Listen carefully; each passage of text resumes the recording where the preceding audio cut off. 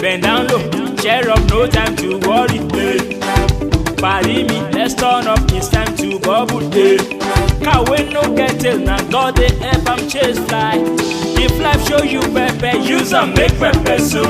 Remember, worry back when ile adire. Lẹ́yìn òkùnkùn ìmọ́lẹ̀ àtàn òkú.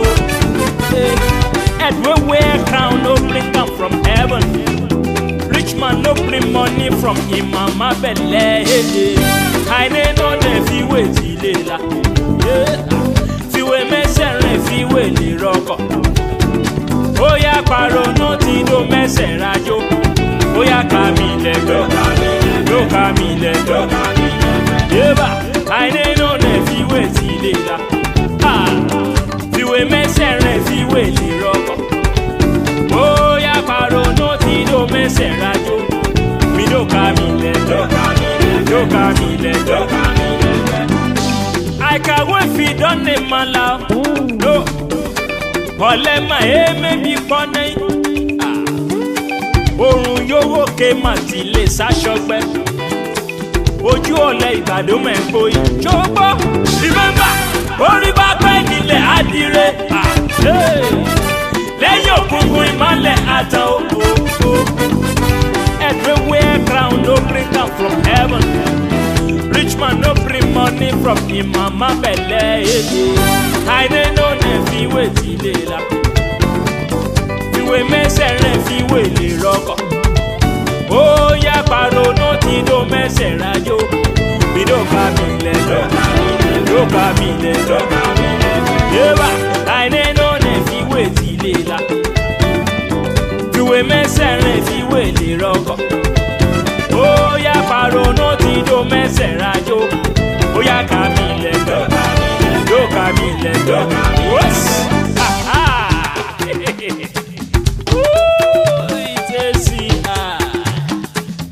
That on the boy,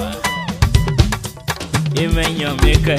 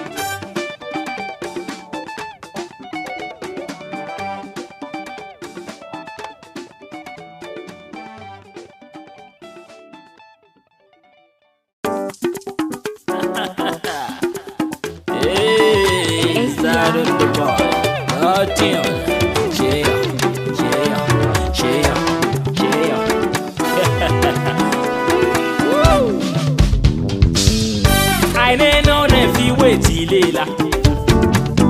Fi wey mẹ́sẹ̀rẹ̀ fi wey lè rọkọ̀. Ó yá paro no ti do mẹ́sẹ̀ rajo. Mi ló ká mi lẹ́jọ́, ló ká mi lẹ́jọ́. I no dey fi wey fiwe tilela. Fiwe mẹ́tẹ̀ẹ̀rin fiwe lè rọ́kọ̀. Ó yá pàrọ̀ náà ti do mẹ́sẹ̀ rájò. Ó yá ká mi lẹ́gbẹ́.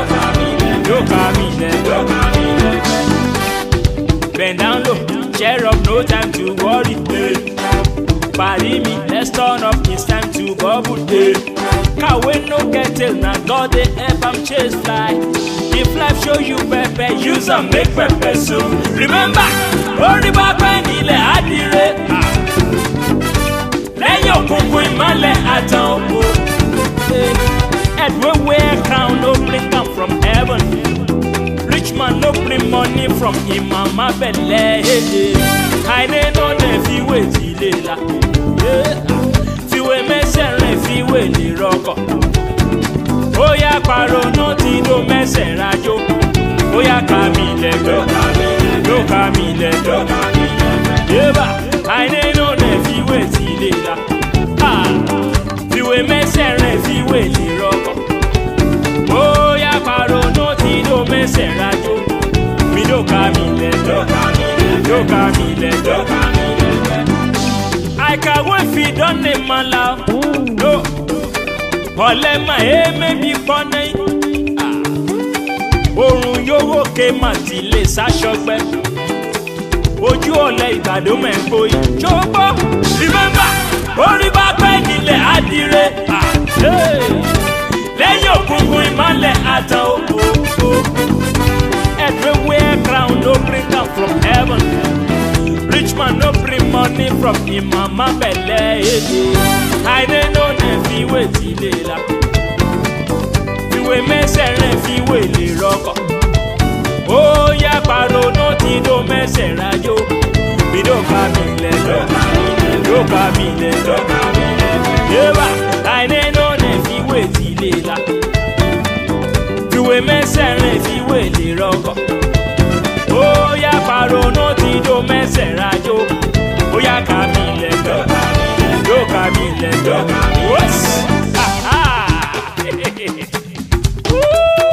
Ìtẹ̀sí yàtọ̀ ndọ́gọ̀ ìmẹ̀yàn mi kẹ́.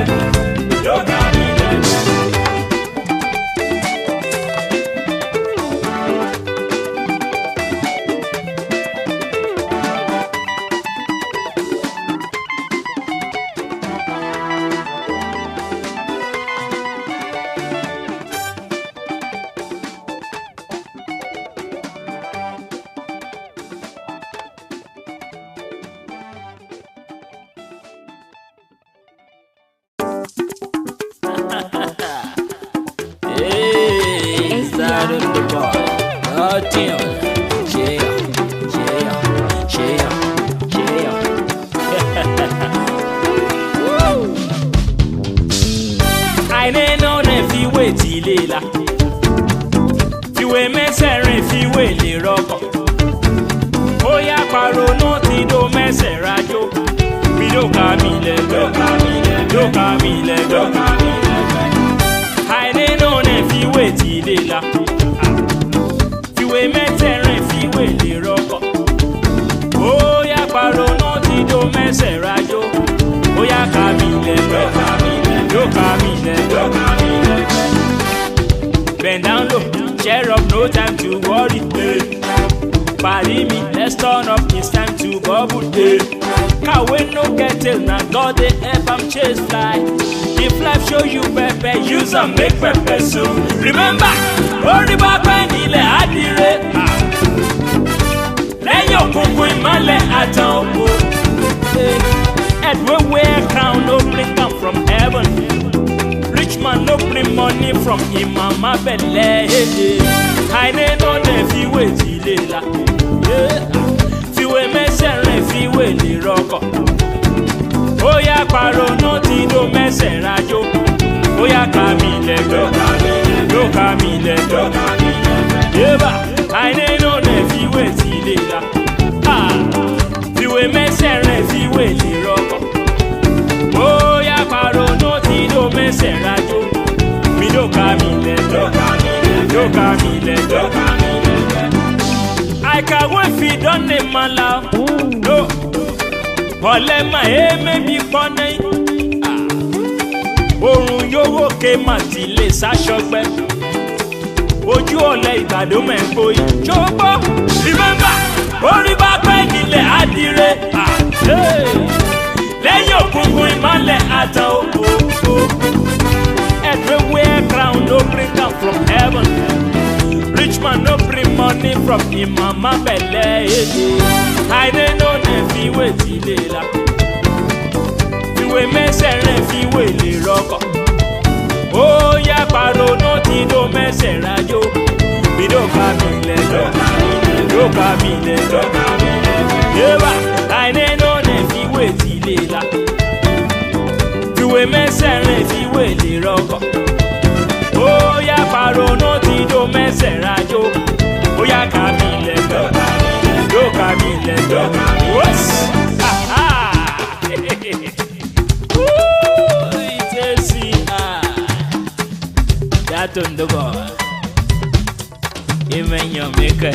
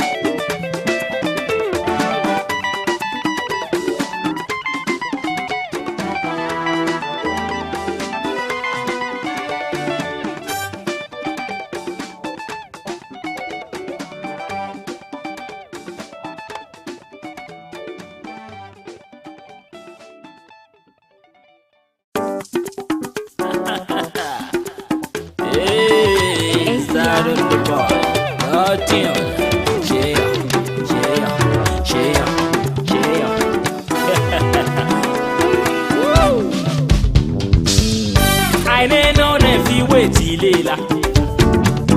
Fi we mesere fi we le roko. Oya paro no ti do mesera jo. Mi do kamile do.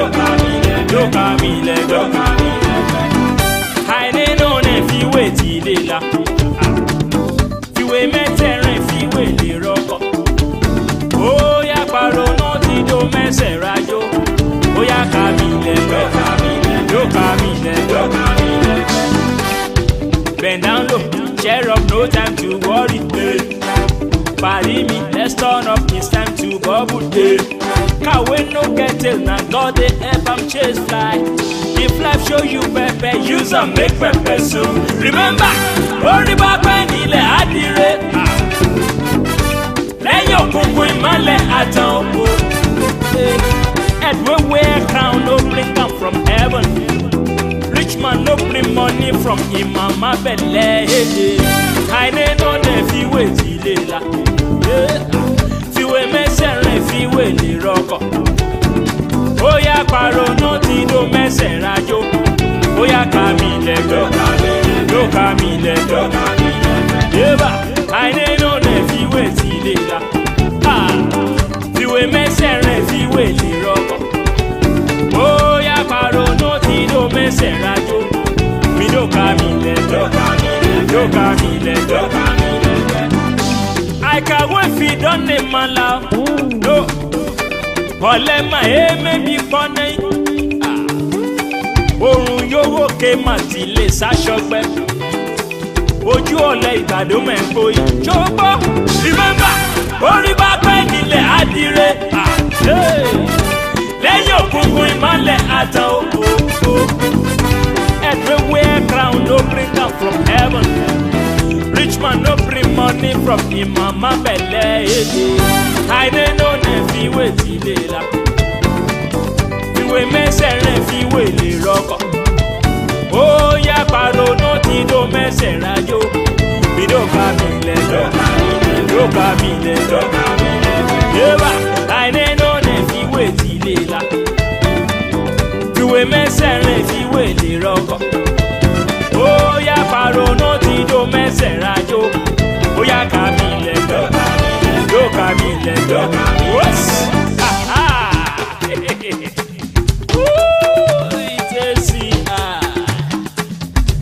Tundugo, imenyo meke.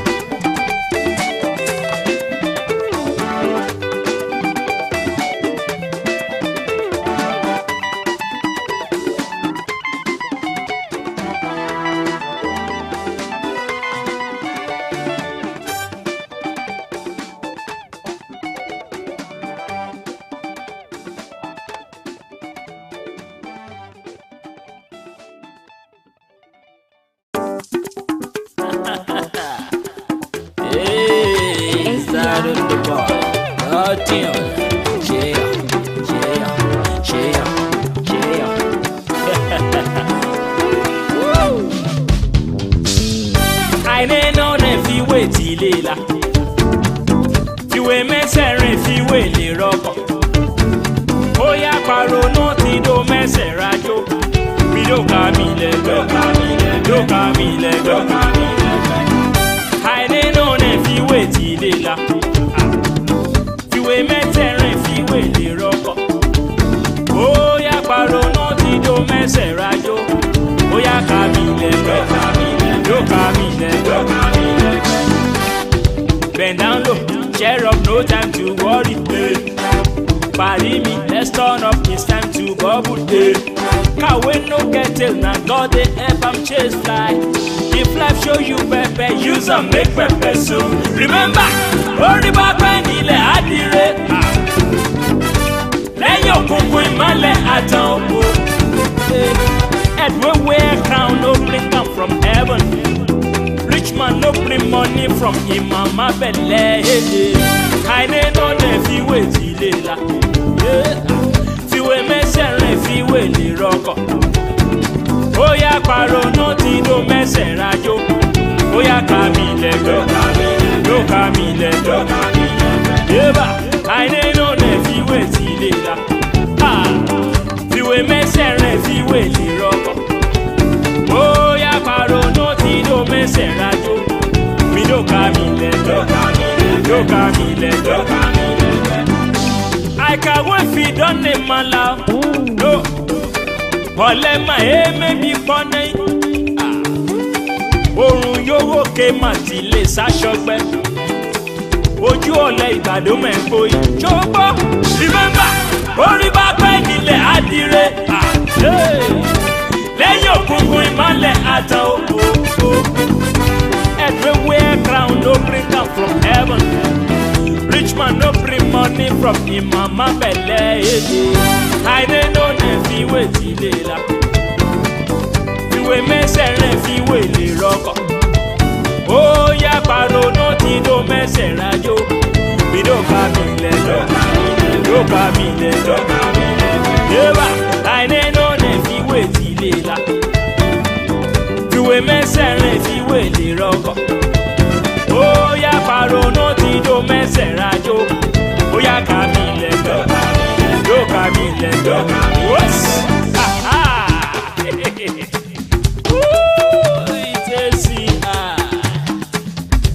Datundugo.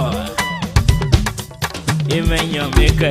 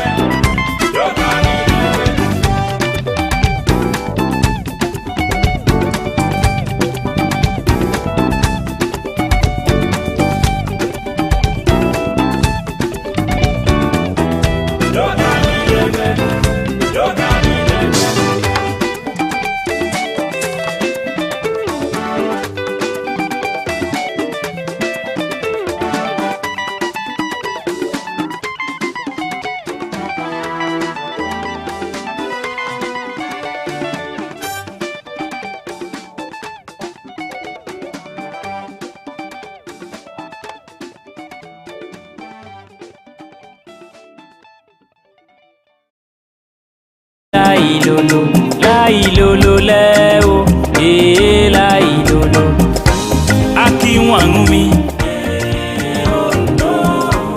aki wangumi o, aki wangumi o, aki wangumi o, no. Ọmọdé wa wáyé o, ìrẹ̀yìn ọwọ́ mẹ́. Datundugo.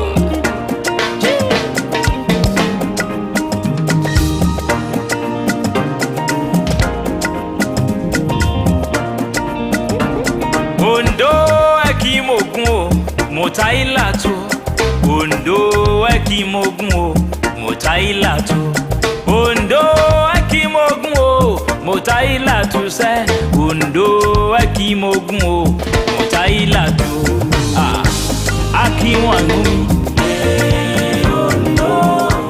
Akiwangumi o, Akiwangumi o, Akiwangumi o.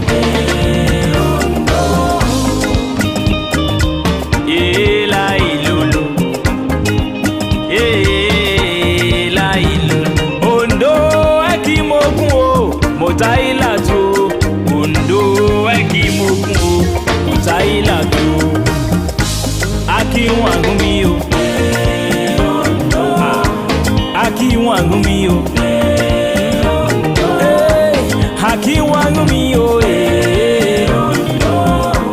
Akiwangumi o, Akiwangumi, Akiwangumi o. Akiwangumi o, Akiwangumi o. ACI activated.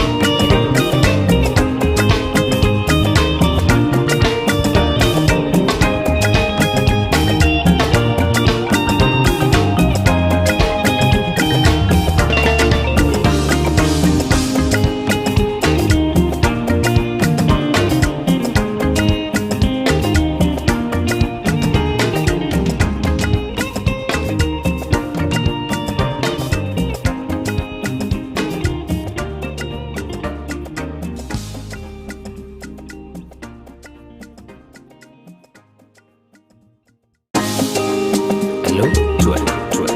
1, 2. Engineer Bamigbe Soke. I'm proud of my heritage. It is what I am. Yes, so. Omando yo. It ain't you every time. It's ACI. Ale omando dede. Omamula meji oju shayel. Ekimo gumo kiwa o. Amalani o. Akaiba ti she. Mi akarona gbegba o. Ayulo ayubo ọwọ́ yẹ̀hún o ẹ̀ máa rìn o. Láìlolo láìlolo lẹ́ o. Láìlolo láìlolo láìlolo lẹ́ o. Láìlolo. Akiwangumi, Akiwangumi o. Akiwangumi o, Akiwangumi o.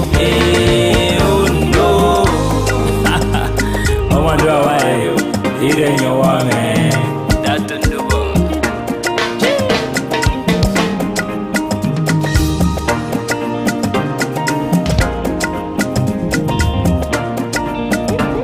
Ondo ekimogun o, motaila to. Ondo ekimogun o, motaila to. Ondo ekimogun o, motaila to se. Ondo ekimogun o, motaila to. Ah, akiwangumi. Ondo. Akiwangumi o. Ondo. Akiwangumi o. Akiwangumi o.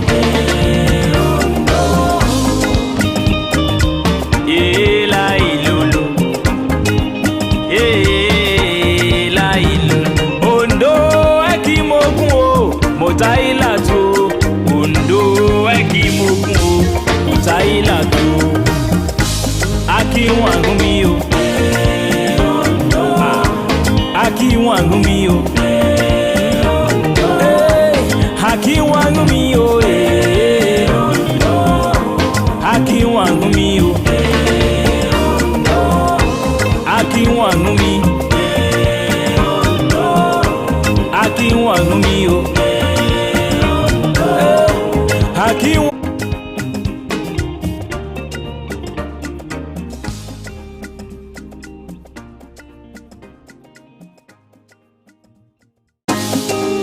Hello, 1, 2. Engineer Bamik is okay. I'm proud of my heritage. It is what I am. Yes, so Omando me. It ain't you every time. It's I. Ale Omando dede. Omamula meji oju shayel. Ekimo gumo kiwa o amalani o. Akaiba ti she. Mi akarona gbegba o. Ayulo ayubo owo yen o e ma rin o. La ilolo le o. La ilolo. La ilolo le o. La ilolo. Akiwangumi. Akiwangumi o. Akiwangumi o. Akiwangumi o.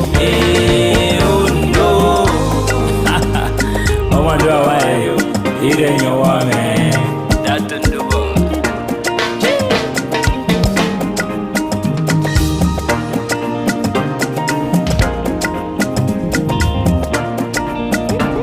Ondo ekimogun o, motaila to.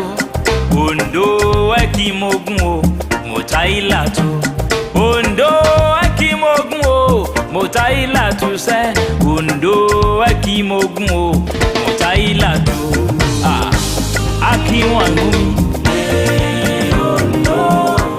Akiwangumi o. Akiwangumi o. Akiwangumi o.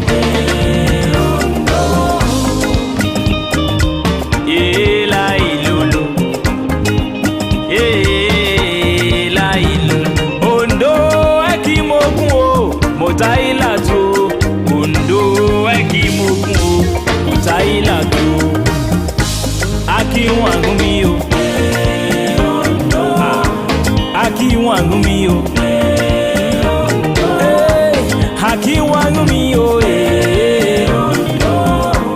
Akiwangumi o. Akiwangumi. Akiwangumi o. Akiwangumi o. Akiwangumi o. ACI activate.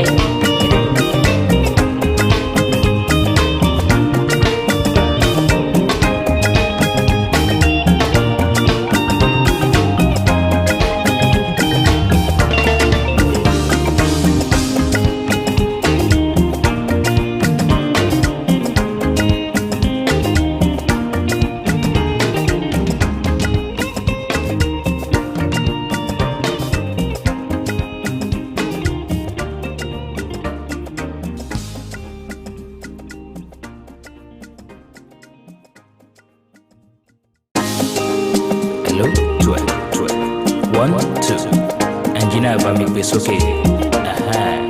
I'm proud of my heritage. It is what I am. Yes, so man do me. It ain't you every time. It's ACI. Ale man do dede. Mula meji hoju shayel. Kimo gumo kiwa o amalani o. Akaiba tishe mi akarona gbegba o. Ayulo ayubo owo yen o e ma rin o. Lailolo le o. Lailolo. Lailolo le o. Lailolo. Aki wangumi. Aki wangumi o. Aki wangumi o. Aki wangumi o.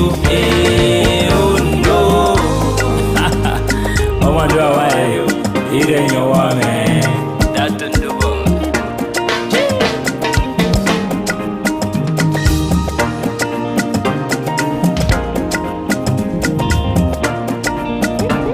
Ondo ekimogun o, motaila to. Ondo ekimogun o, motaila to. Ondo ekimogun o, motaila to se. Ondo ekimogun o, motaila to. Aki wangumi. Aki wangumi o. Aki wangumi o. Aki wangumi o.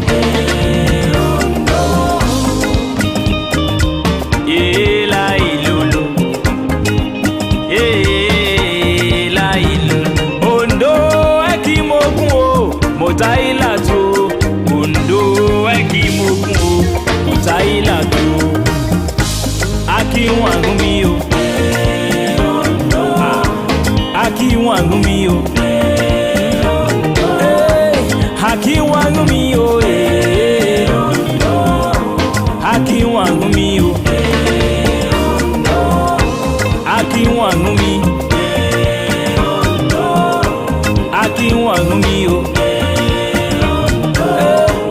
Aki wangumi o. Aki wangumi o. ACI activate.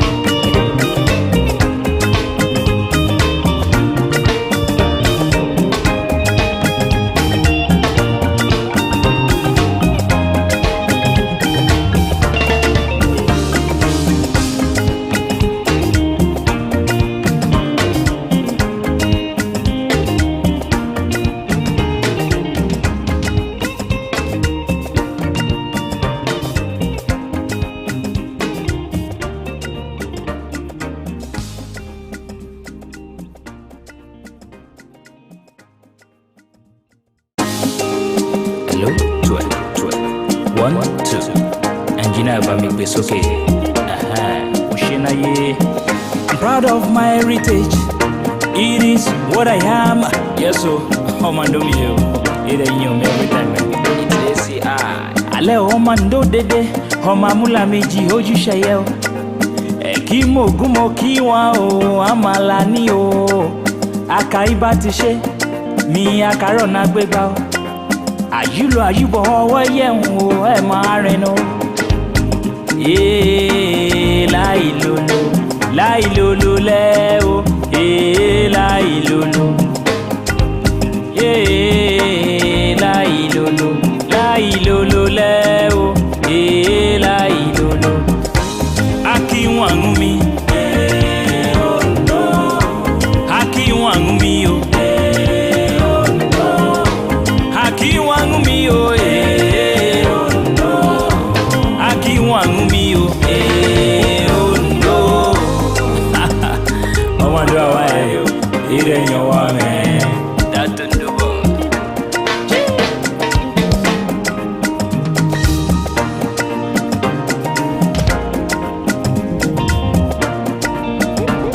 Ondo ekimogun o, motaila to. Ondo ekimogun o, motaila to. Ondo ekimogun Motaila tu se Undo aki mogun o Motaila tu Aki wangumi Aki wangumi o Aki wangumi o Aki wangumi o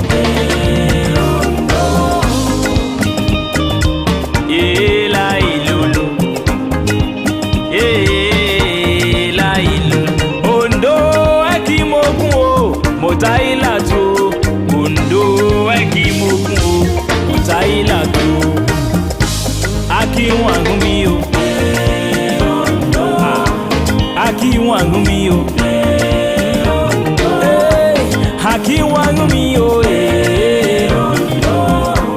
Aki wangumi o Aki wangumi Aki wangumi o Aki wangumi o Aki wangumi o ACI activate.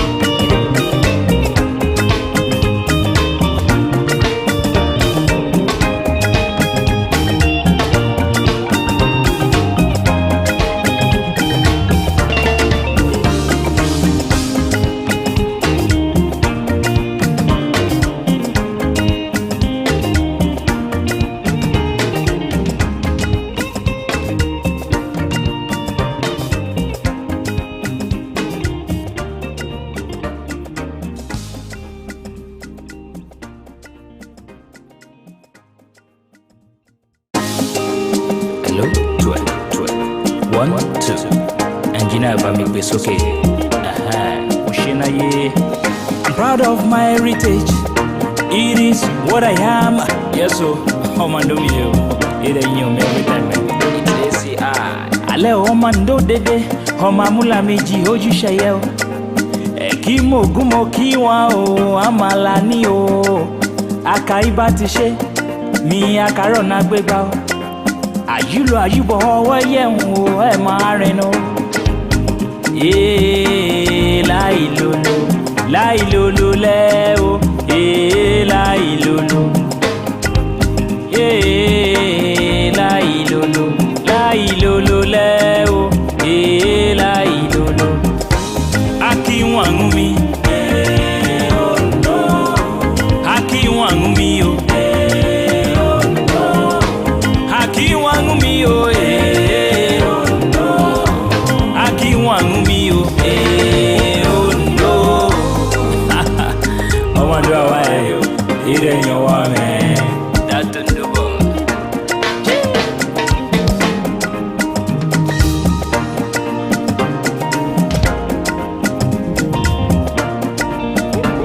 Ondo aki mogun o Motaila tu. Ondo aki mogun o Motaila tu. Ondo aki mogun o Motaila tu se. Ondo aki mogun o Motaila tu. Aki wangumi Aki wangumi o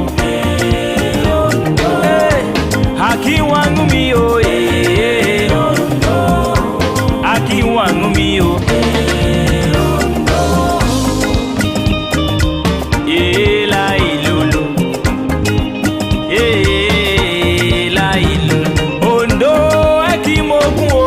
Motaila tu. Ondo aki mogun o Motaila tu. Aki wangumi o Aki wangumi o Aki wangumi o Aki wangumi o Aki wangumi Aki wangumi o Aki wangumi o Aki wangumi o ACI activate.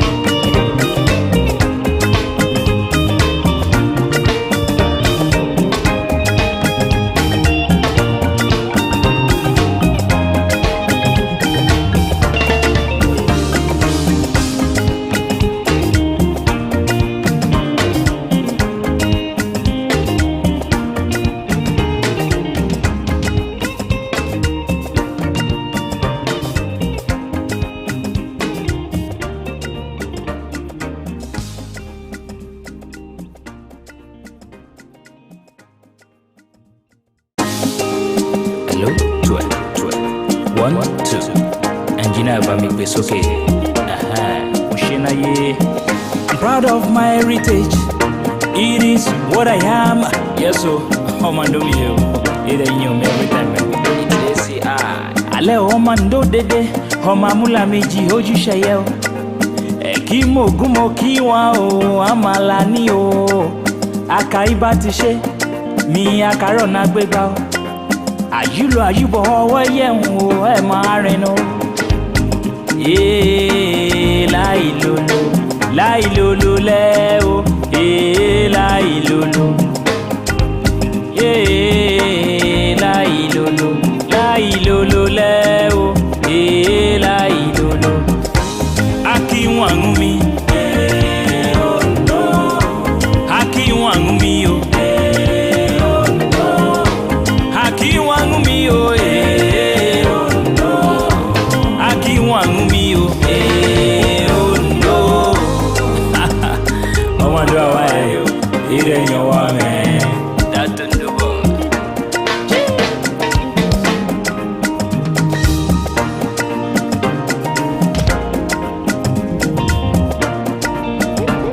Ondo ekimogun o, motaila to. Ondo ekimogun o, motaila to. Ondo ekimogun o, motaila to se. Ondo ekimogun o, motaila to. Akiwangu mi. Akiwangu mi o. Akiwangu mi o. Akiwangu mi o.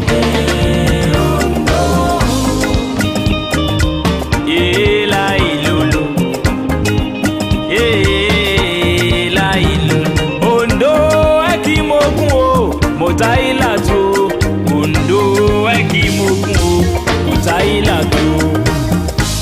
Akiwangu mi o. Akiwangu mi o.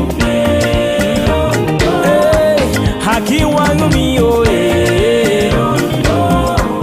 Akiwangu mi o. Akiwangu mi. Akiwangu mi o. Akiwangu mi o. Akiwangu mi o. ACI activate.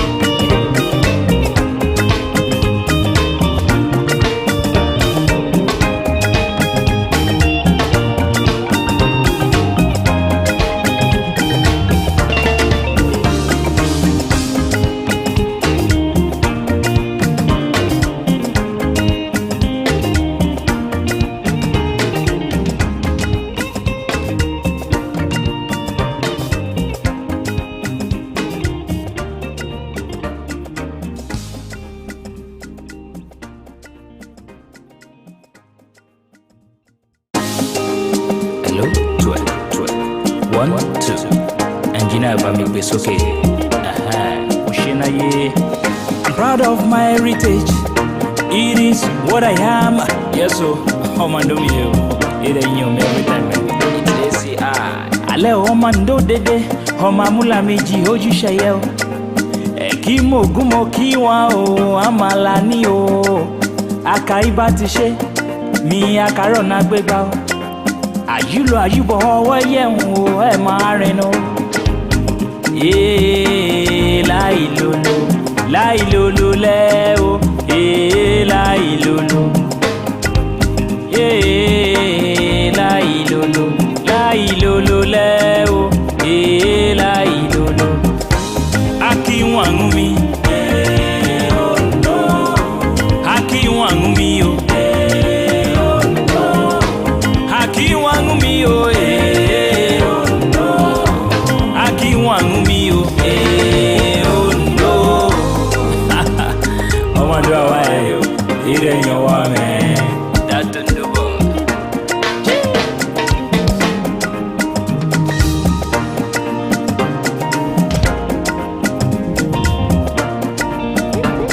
Ondo ekimogun o, motaila to. Ondo ekimogun o, motaila to. Ondo ekimogun say Undo Akimogun o Motaila to Akiwangumi Akiwangumi o Akiwangumi o Akiwangumi o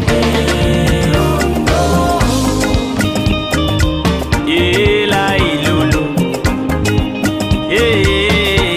la ilolo Ondo Akimogun o Motaila to Ondo Akimogun o Motaila to Akiwangumi o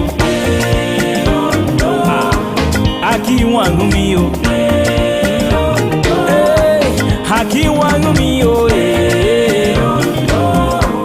Akiwangumi o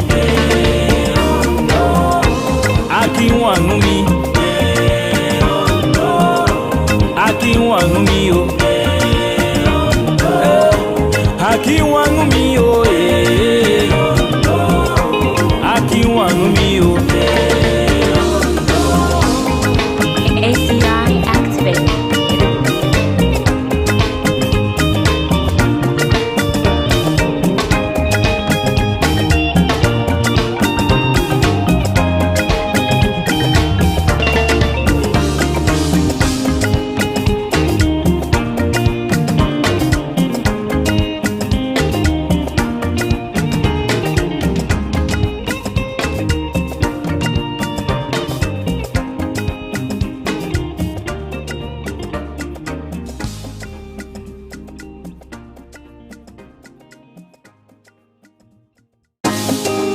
Hello, 12. 1, 2. Engineer Bamigbe's okay. I'm proud of my heritage. It is what I am. Yes, so. Homando you. It ain't you every time. It's ACI. Ale homando dede.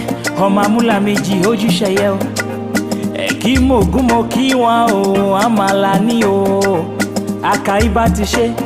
Mi akarona gbegba o. Ayulo ayubo ọwọ́ yẹ̀wò ẹ̀ máa rìn o. Láìlolo láìlolo lẹ́ o. Láìlolo láìlolo láìlolo lẹ́ o. Láìlolo Akiwangumi Akiwangumi o. Akiwangumi o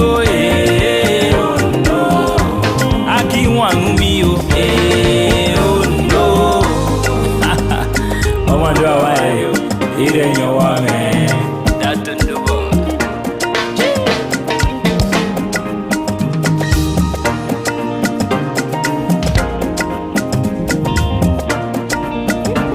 Ondo Akimogun o Motaila to Ondo Akimogun o Motaila to Ondo Akimogun o Motaila to say Ondo Akimogun o Motaila to Akiwangumi Akiwangumi o Akiwangumi o Akiwangumi o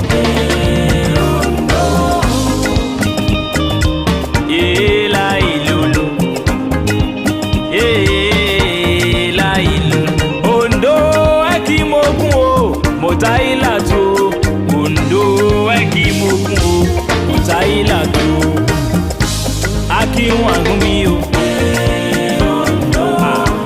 Akiwangumi o Akiwangumi o Akiwangumi o Akiwangumi Akiwangumi o Akiwangumi o Akiwangumi o ACI activate.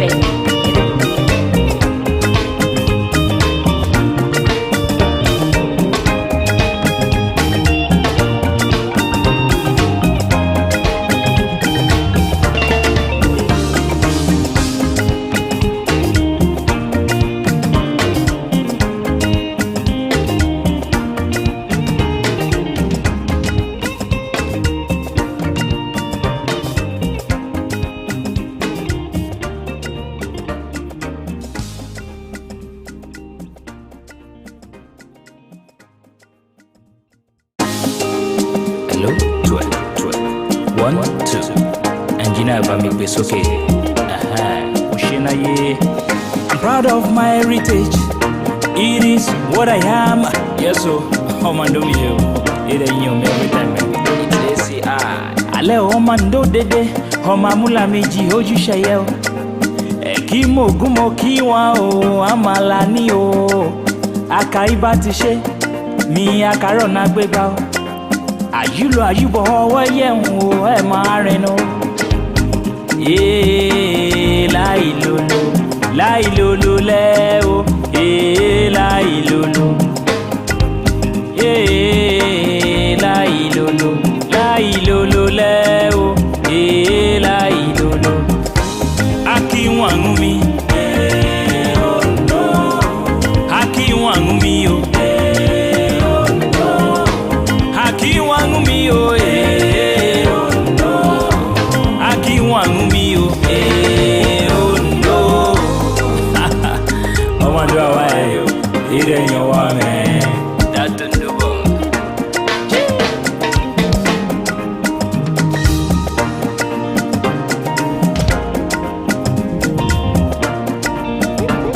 Ondo akimogun o, motaila to. Ondo akimogun o, motaila to. Ondo akimogun o, motaila to say. Ondo akimogun o. Ilado Akiwanu mi Akiwanu mi o Akiwanu mi o Akiwanu mi o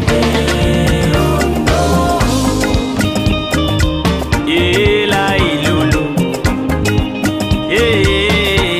Lailolo Ondo akimogun o Motaila to Ondo ekimogun o Motaila to Akiwanu mi o Akiwanu mi o Akiwanu mi o Akiwanu mi o Akiwanu mi Akiwanu mi o Akiwanu mi o Akiwanu mi o ACI activate.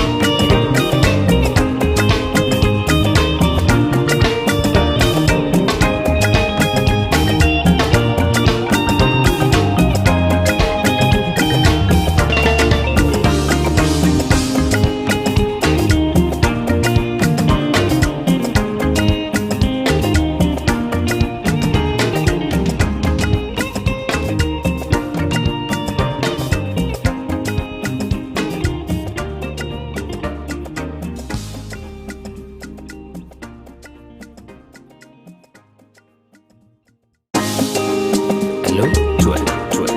1, 2. Engineer ba make this okay. I'm proud of my heritage. It is what I am. Yes, so man do me.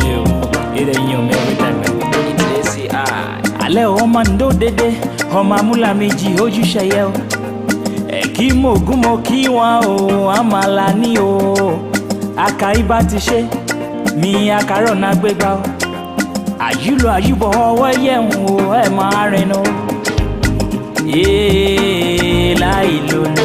Láìlóló lẹ́ o. Láìlóló. Láìlóló lẹ́ o. Láìlóló. Akínwànú mi. Akínwànú mi o. Akiwanu mi o Akiwanu mi o Ondo do away, it ain't your woman. That don't do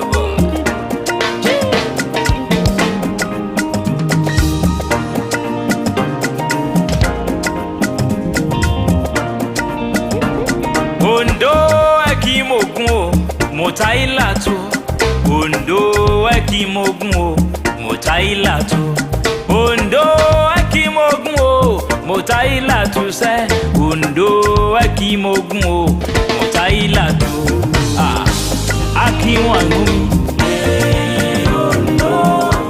Aki wangumi o Aki wangumi o Aki wangumi o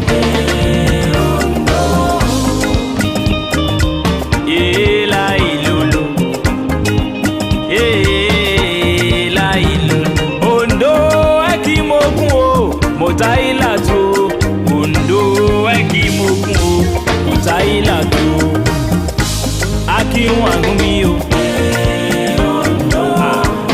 Aki wangumi o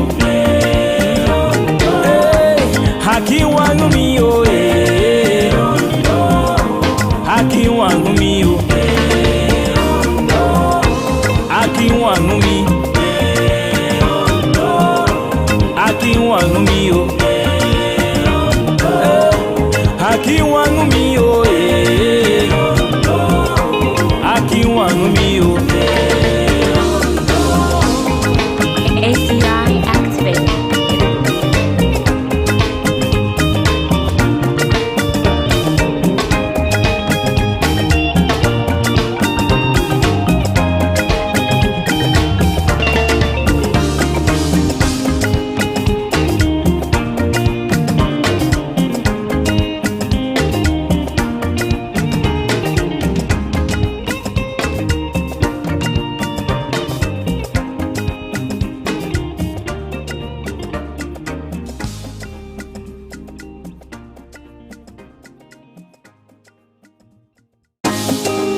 Hello, 12.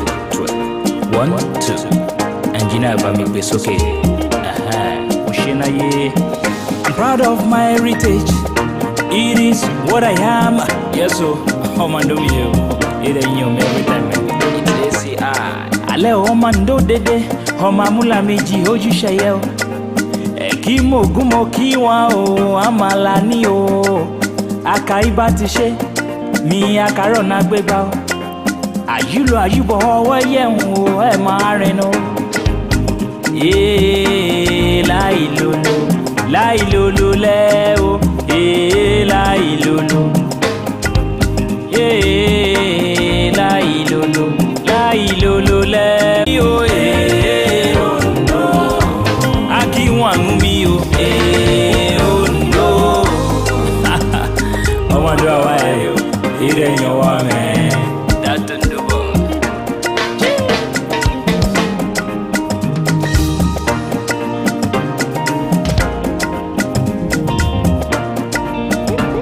Undo eki mogun o Motaila tu Undo eki mogun o Motaila tu Undo eki mogun o Motaila tu se Undo eki mogun o Motaila tu Aki wangumi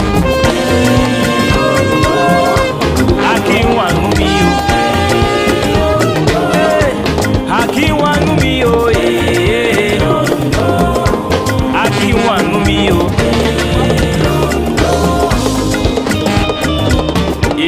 Láìlolo láìlolo Undo eki mogun o Motaila tu Undo eki mogun o Motaila tu Aki wangumi o Aki wangumi o Aki wangumi o Aki wangumi o Aki wangumi Aki wangumi o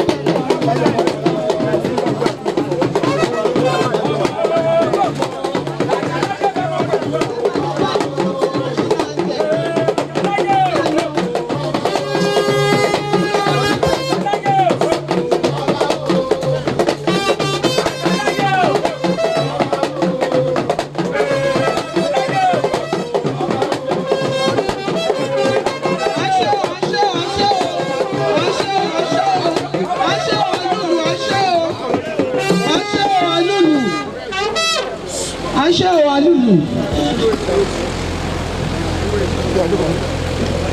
Bàbá yìí o. Mo kí wọn bàbá kábíyèsí. Wọ́n mi àdìyí là.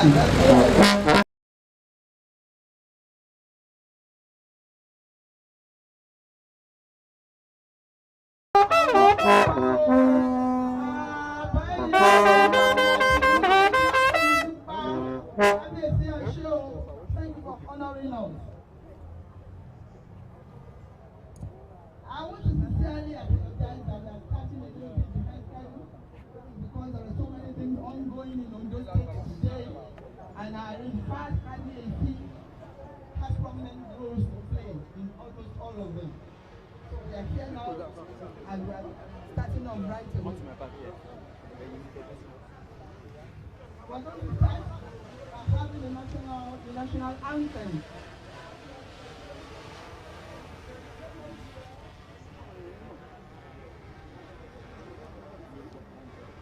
We want to start with the national anthem, to be followed by Ondo Kingdom anthem.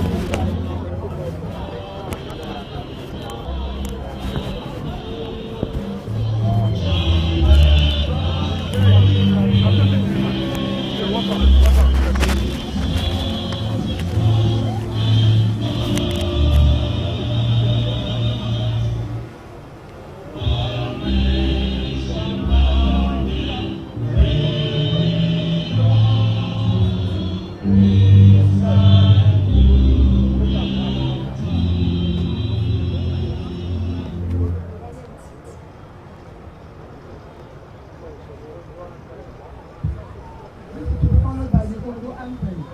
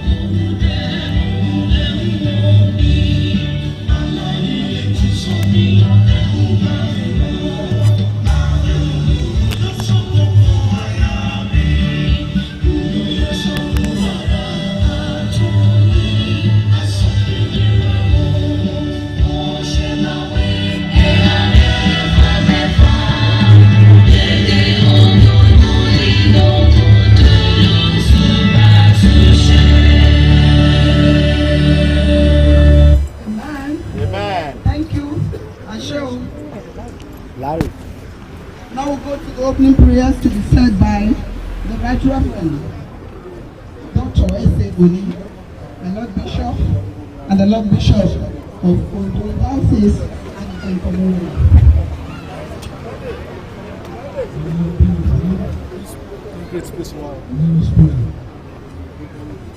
Heavenly Father, we give you thanks this day for your help upon our life and God upon the life of this family, the Awosikas.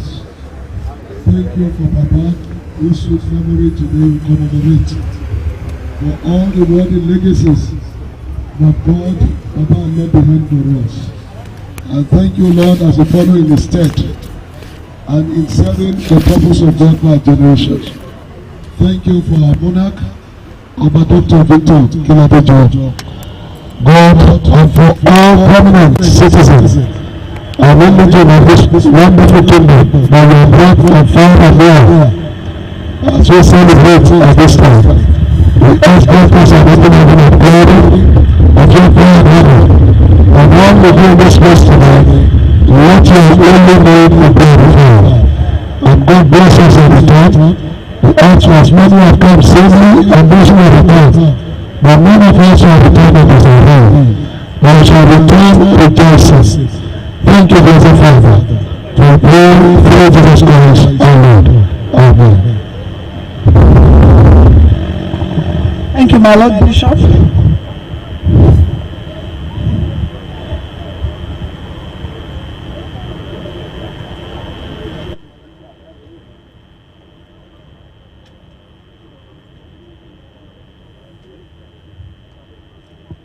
Thank you, my Lord Bishop.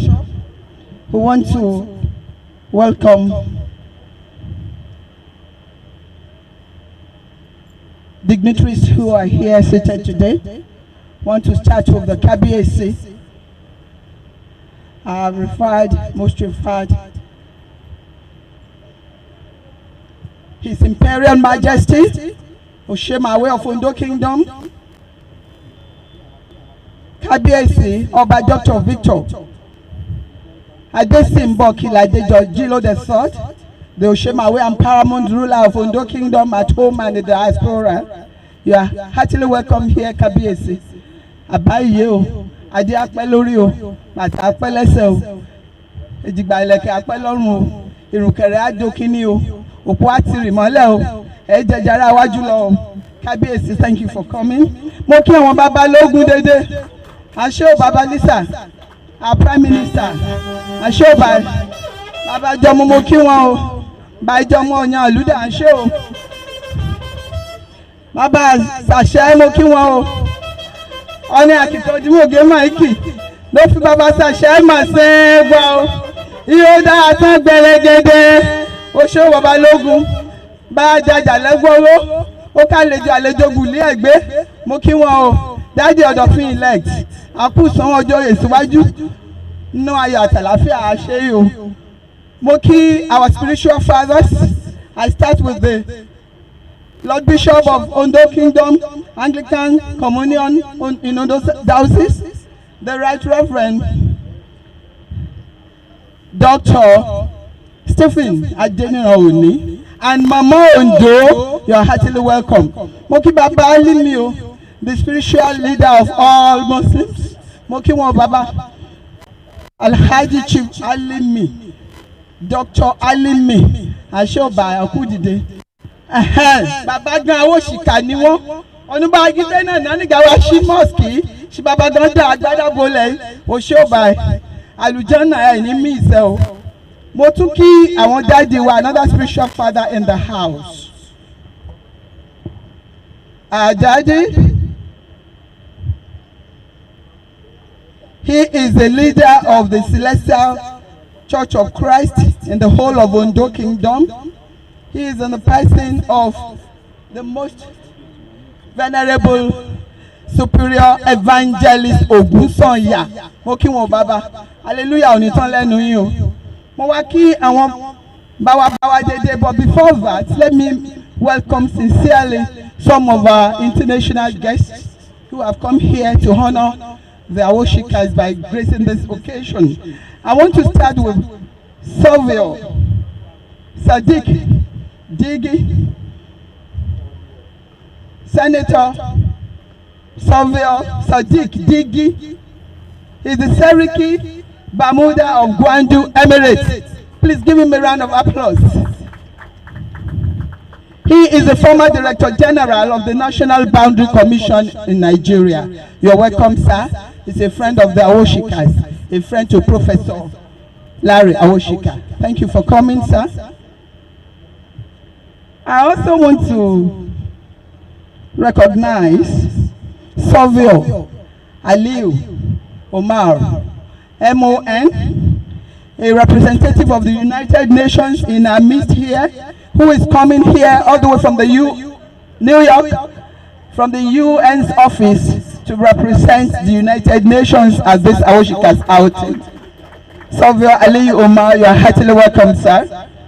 I also want to recognize Hajia Fatima Hassan.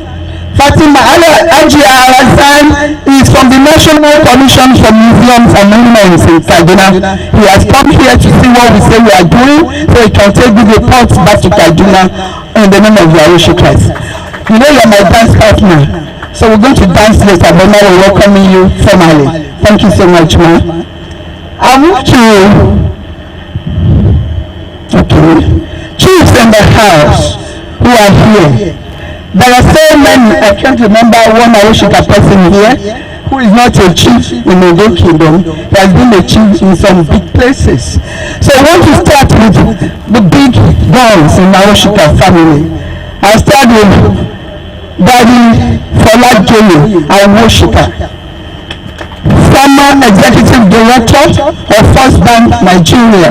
He's a retired person, but he's never tired to the point that he will not join family activities. Daddy, Mr. you're welcome, sir. Everybody part of you.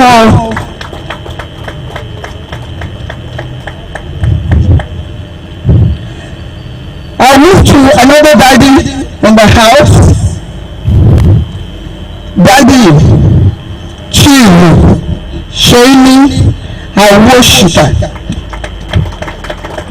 Chief Sheni Awosika is the Agaki of Ondo Kingdom. He is here today with his beautiful wife. Mommy will recognize you. Your wife is beautiful. Clap for somebody whose wife is beautiful too.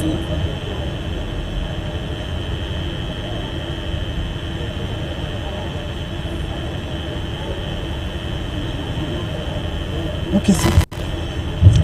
I also want to recognize one mommy in the house. This is about the eldest female child and the lineage of Baba Ayuti Lerewa. I want to recognize our mommy. Our mommy in the house. Mama, Elder Bibilola Awosika JP. Mama, the mommy Bobo. Mama,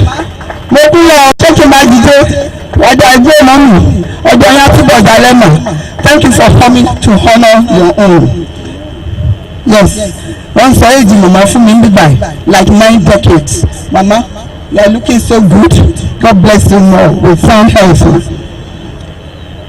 But I want to put one chief I want to humbly recognize Chief Benson Awosika, the Losari of Ondo Kingdom.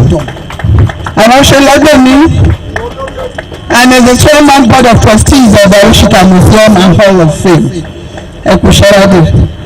We thank God for your life. Mo fẹ́ recognize our chiefs Awosika, they have come here to honor us. I want to start with Chief Olushola Fawaini, the Aogbo of Ondo Kingdom. Awosika will lie by. So we had Awosika after the last name. Now I want to also recognize Alhaji Chihamsat Olamuyiwa Geoyeguwa of Ondo Kingdom.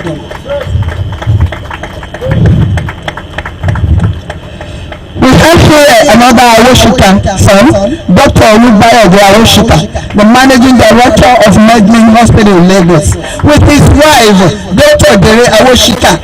This is a woman we must all clap for. Can you rise, Dr. Dere Awosika? This is one Awosika that is doing great things for Ondo Kingdom. I want to heartily welcome you home, madam, and I say thank you for all the good work you are doing. She is you want to know that Dr. Dere Awosika is the chairman of ADESIMBO Bank Nigeria Limited. You're welcome.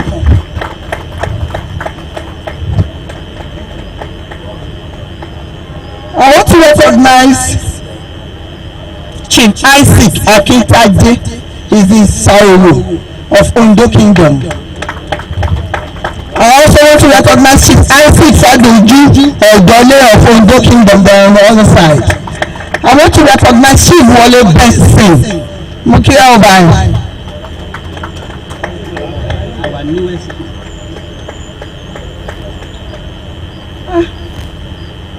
The Chivile Maja of Ondo Kingdom, my brother, I welcome you.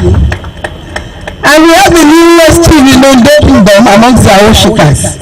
The newest. I don't think he's the youngest, but he's the newest. Hot from the oven. Freshly baked chief, Victor Folani Awosika. He is the new Lumafe of Ondo Kingdom. Abami Kiwo, you're welcome. Thank you very much.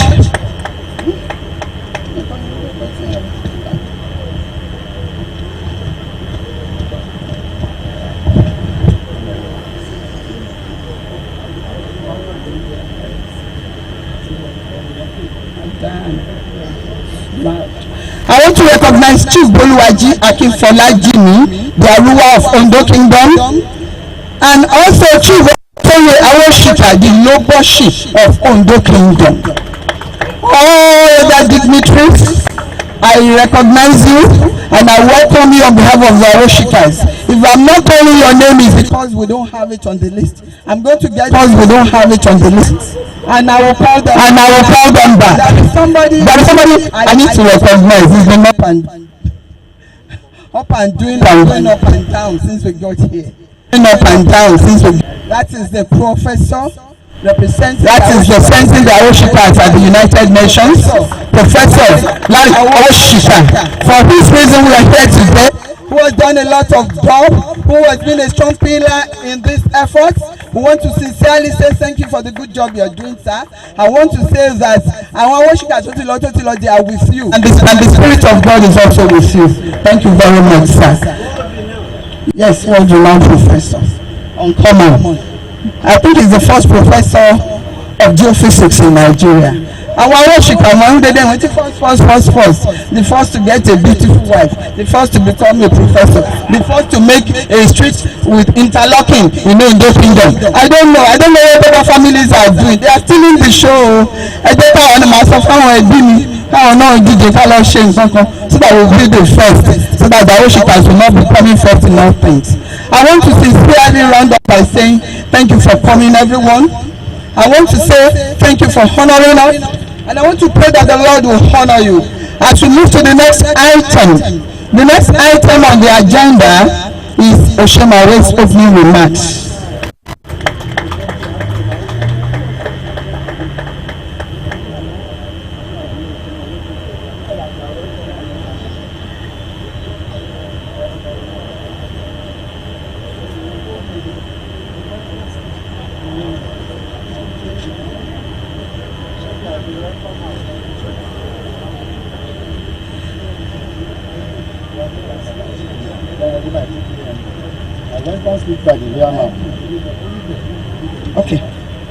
Okay, please, I skipped something very important and I'm very sorry. We are to have a welcome speech by the chairman of Board of Trustees of the Awosika Museum and Hall of Fame. The welcome speech is to be given by Chief Johnson Awosika. Please.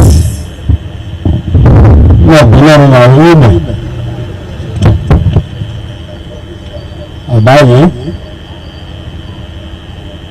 dédé àwọn olóyè yà á fi ṣe Awosika wọn ló ráwọ ẹ̀yìn Awosika dédé wọn máa tẹ̀dọ́gbà máa gbó bàǹkì tágé bàǹkì fọlájì ní àwọ̀ bàbá yìí lọ kí wọ́n èdè akọlù ń pa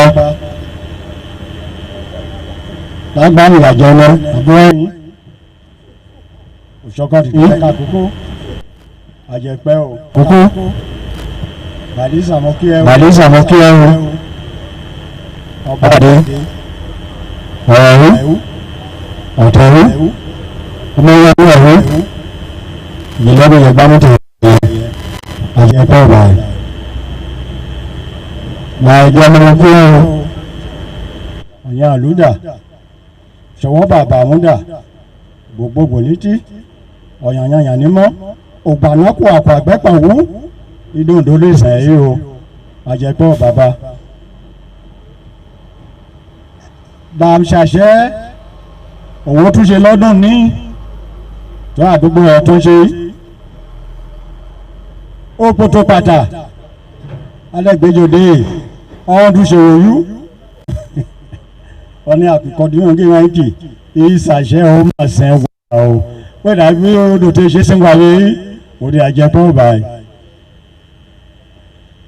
báyà wà dátì kan ọlá àti tọ́nà kò dìbò ọ̀nà ọlọ́run bá ṣe tẹ̀ ẹ́ a bá ṣe tèmi o a bá wa ṣe tó wa dédé o báwo dọ̀fẹ́ ògbó apẹ́lẹ́yìn máa tì mọ́lẹ́ ògbó ọmọge dá mi àjẹpọ̀ báyìí by bishop by chief imam wọ́n gan yẹ wá ká tó wọ́ ó ṣàgbá bí àríṣe yẹn wọ́n ṣe lóṣù mo kí dédé wá o ní ọmọ ọdún fi à ń sìn rú gbéhùn ìdàdìyẹ wá tòpétòpé bí members of the diplomatic corps, the Director General of National Boundary Commission that introduced Sele, the Secretary to the High Power Presidential Committee of Continental Chef Alhaji Aliyu Omar, and the Chief Education Officer, National Commission of Museum, Kaduna, Alhaja Fatima Alasan. Ladies and gentlemen, on behalf of the entire Awosika family worldwide, I humbly welcome you all on the official opening of Awosika Museum and Hall of Fame. With profuse gratitude, I appreciate the presence of everyone who has taken time out to grace this occasion.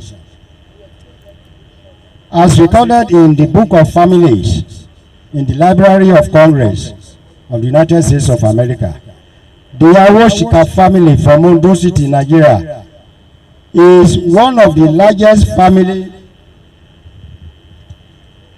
in the world,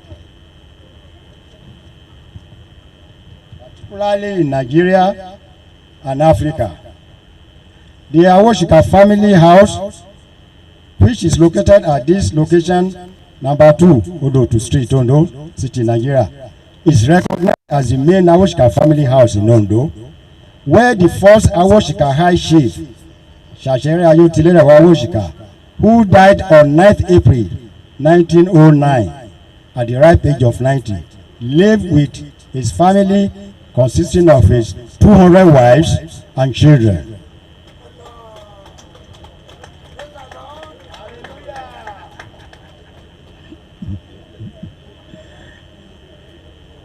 The building has been in existence for a very long time, at least 160 years ago, as of 2019, carbon 14 dated.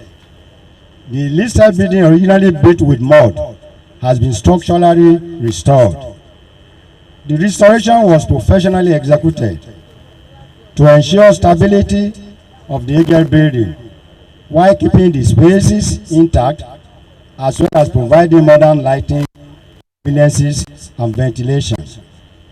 Also restored as part of the museum complex is the mosque, built by the side of the old Awosika house at 1890 by the Awosika family to support Alhaji Alimi, brother to Ayotilere Awosika, who brought Islam to Ondo. The mosque was initially built for the Muslim community in and around Ondo area, and this is the second oldest mosque in Ondo Kingdom. Your Imperial Majesty, ladies and gentlemen, funding for the restoration of the building was from Awosika family members and friends worldwide, including diplomats. Individual levy quota with hierarchical recognitions: platinum 1.5 million and above, gold 1 million, silver 500,000, bronze 250,000 were adopted in respect of contributions and donations from Awosika family members and friends all over the world.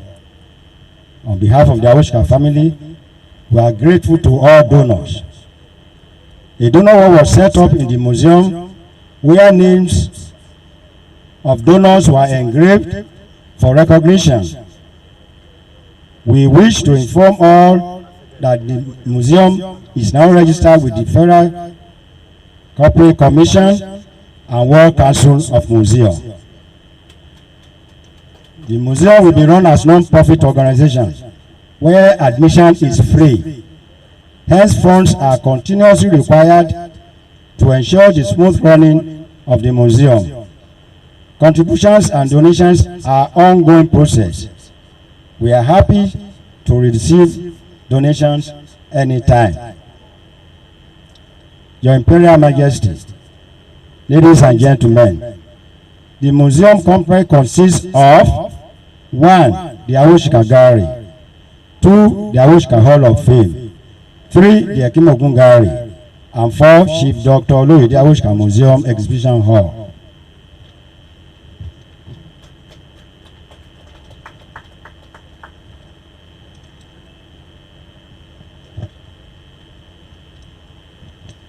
As part of the development the Awosika family is bringing to Ondo, we have reconstructed the Odo to Lane, almost a stretch of 200 meters, with interlocking stone, thereby beautifying the old and historical street, Idim Liwanja, now Odo to Lane. Your Imperial Majesty, please permit me at this juncture to acknowledge the wonderful people that constitute the Board of Trustees who worked in actualizing the supervision of this building. And this I have first Professor Larry Awosika, who is a geologist by profession, but who has become a building engineer after his father. His father was a building engineer in Western State. And when he was young, he was following his father to work. So he knew what construction is. Done a marvelous job. Thank you very much.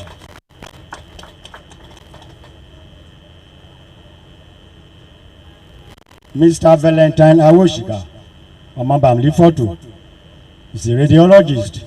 He's based in US. He's not with us, but his spirit is with us. Dr. Ladi Awosika, a renowned medical doctor in Lagos. Barrister Bankole Awosika, I think it's with us. Clap for him, please. And Engineer Femi Awosika, and my humble self as the chairman. We also seize this opportunity to acknowledge the professional work done by our contractor, architect engineer Victor Braiman. If you go through, you find that he has done a wonderful job. He ensured that the restoration works of the building and the exhibition hall was done professionally in accordance with international and national building guidelines. The Awosika family is setting a record through the establishment of the museum and the facial commissioning of this museum. The first are not only in Nigeria but in Africa. Your Imperial Majesty, ladies and gentlemen, this museum will henceforth be open to the public from Monday to Saturday from 10 a.m. to 5 p.m. free of charge. We look forward to receiving you at any time in this museum. In closing, we thank you all for coming to the opening ceremony. Thank you.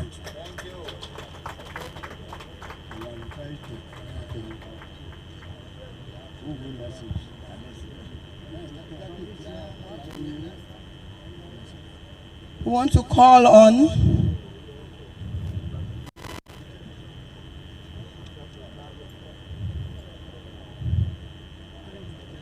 Sheikh Dr. Alhaji. Want to call on the Surveyor Sadiq Digi, the Seriki Bauda Gwandu from Gwandu Emirate, a former Director General of the National Boundary Commission, to come and give his goodwill speech. Please, can we give him a rousing applause? Please, let's clap for him now.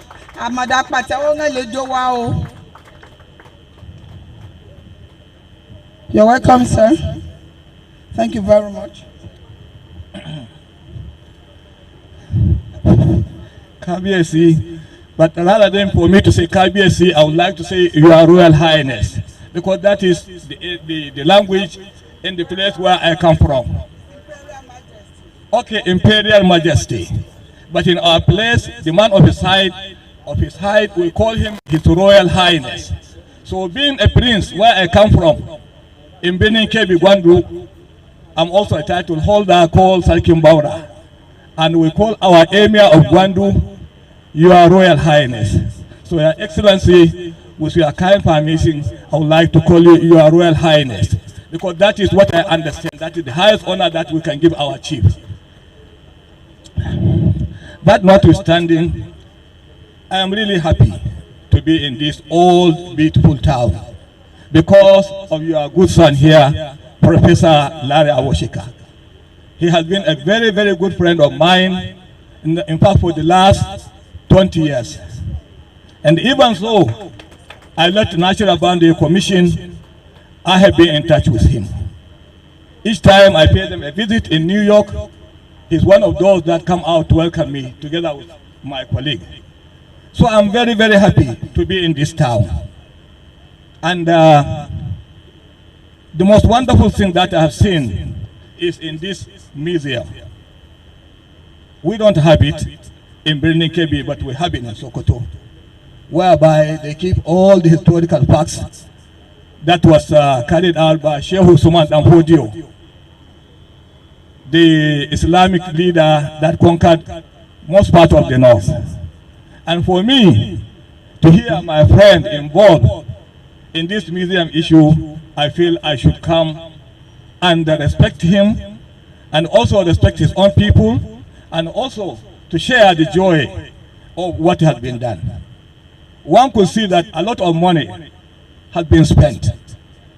And I pray by the time I go back home, Your Excellency, I will tell my Emir, that is the Emir of Gwandu, how he has accepted me, and Your Royal Highness, how you too have accepted me. And I promise you, Your Royal Highness, when I go back, I'll tell my Emir, in case you happen, being the Royal Highness, happen to be in Kebbi State for any occasion, I will be the one that will host you. By the grace of God, I'll do that. I'll tell him. So that notwithstanding, I think I would like to thank everybody here for the honor that I am being given, because it is still not yet end. I thank everybody for honoring me, and I pray that maybe after 1 year or so, I will come back together with my friend there, Alhaji Ali Umar, to come and visit the museum, together with Professor Larry Awosika. Thank you very much, Royal Highness. Bye-bye. Thank you very much, our own dear Seriki Bawa Gwandu.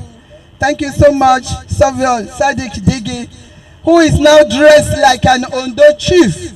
It is part of the love he is extending to his friend, Professor Larry Awosika. Thank you, sir, for keeping on the bond of friendship. You are highly appreciated. I want to call on my own sister, Hajia Fatima Hassan, from the National Museum,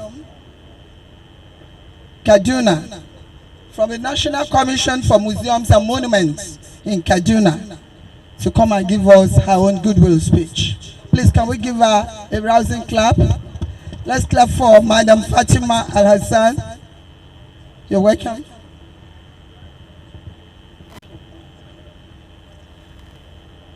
Please permit me to stand on the existing protocol.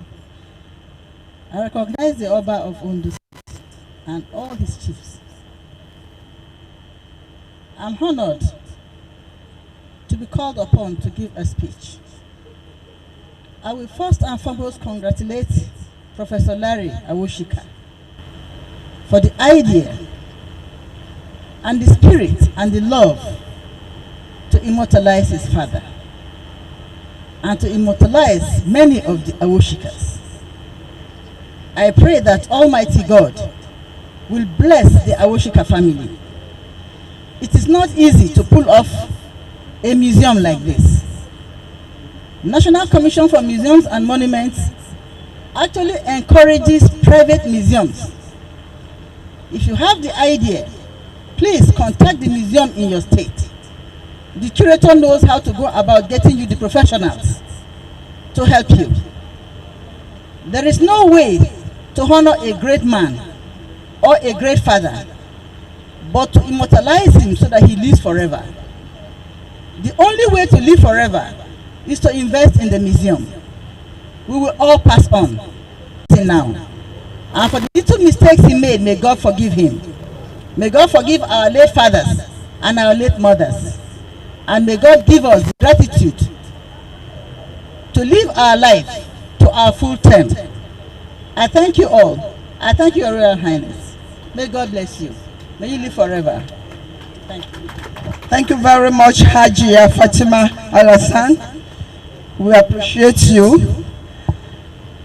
I want to quickly call on the representative of the National Commission for Museums and Monuments. I'm sorry, I did not take your name.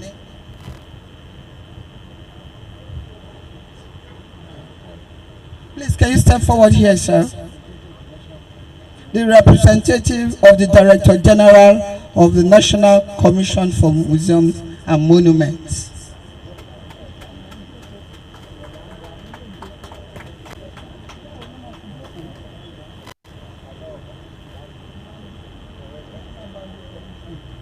Okay, please, we have before us the representative of the chairman of the National Boundary Commission. Thank you for coming, sir. Kábíyèsí, adé apẹ́ lórí, bàtà apẹ́ lẹ́sẹ̀, ìrùkẹ̀rẹ̀ á pọ̀ sí, àwọn olórí á ṣiṣẹ́ ìbí, ìlú á máa tòrò. My name is Morakiyo Akinleye, and I am representing the Director General National Boundary Commission, Surveyor Adamu Adaji.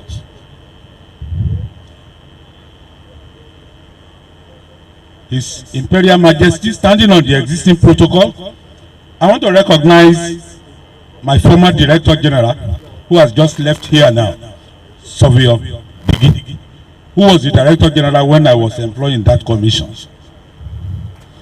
and Surveyor Aliu Umar, whom I have known before joining the commission itself while in the Senate. Mo kí gbogbo ìlú and the entire Awosika family.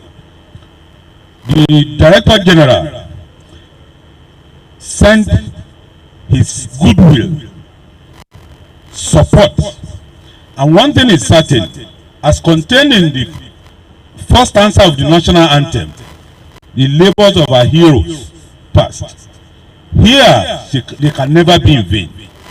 This is the good work that is being done to preserve the heritage of great fathers, the progenitor of the Awosikas, and as been mentioned, one of the largest families, not only in Africa, but in the entire world, as contained and recognized by the United Nations. This is a trailblazing activity and action, not only in the Southwest, but in the entire country of Nigeria. The National Boundary Commission, as a body and commission that make use of not only documentary evidences, materials, as well as geological materials, wish to partner with the Awosika family in existing in this work of the Hall of Fame, as well as, more importantly, the other museums, because you are preserving the materials of the past, which no doubt will be useful in the course of activities, not only in the commission, but for the entire people of the world.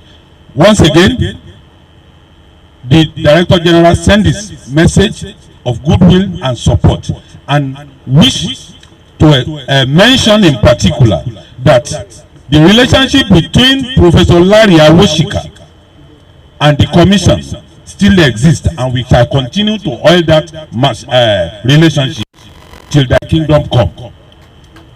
Lẹ́ẹ̀kan sí kábíyèsí adúpẹ́ and afárá. In the name of the National Boundary Commission, we have a letter of congratulatory message to the Awosika family and a token as a support for this good work that is going on here. A sum of 200,000 naira is being presented. I will hand it over to our father here. Thank you and God bless. Thank you very much, sir. Our brother, a great preservator of culture and a good representative of the commission, for your beautiful speech. One of the ushers stay around to collect. I want to humbly call upon another important guest who flew in from New York to stand in for the United Nations to honor the Awoshikas today. With due respect, I call on Surveyor Ali Omar, MON, to step forward and give his goodwill speech. Can we give him a rousing applause, please?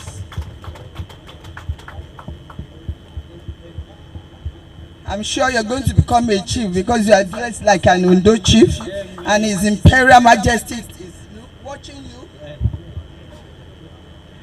Your Imperial Majesty, the KBC, the other high chiefs, and all protocols duly observed and protected. Ekaso Gogoi, Ekujoko, Ekumukeke, Ekugadu. Yes, I feel highly honored and humbled to be here today, especially to have been called to give a small speech. I thank you very much, the organizers, for this honor. Now, I would like to say the first thing I came to this Ondo is to honor the invitation of Professor Larry Awosika, the Babaijo of Ondo, and his wife, the Yeye Ijo, or Mama Ijo. Okay, the Mama Ijo of Ondo. Since we came here, we've been received very warmly, and starting from the airport up till here in the traditional Ondo welcome. I thank you very much. And we've had the chance to take in Iyan, Gibono, Ati Ewa. That was very good, and we enjoyed it. This is something that I know Ondo is famous for. Now, we've gone a long way with Mr. Awosika. The Hausa adage says, Zomu Zauna, Zomu Bata, which means, come, let's stay together and let's fight. But in our case, we've been together since the year 2000, and we've worked closely with him. And in fact, right now in the office we share, we are the only two working on this project. So, and I can tell you, this guy has been a true representative and an ambassador of Ondo State. He is everything that is good of an adjective that is in the dictionary. So I don't want to start saying he is amiable, he is honest, and so on.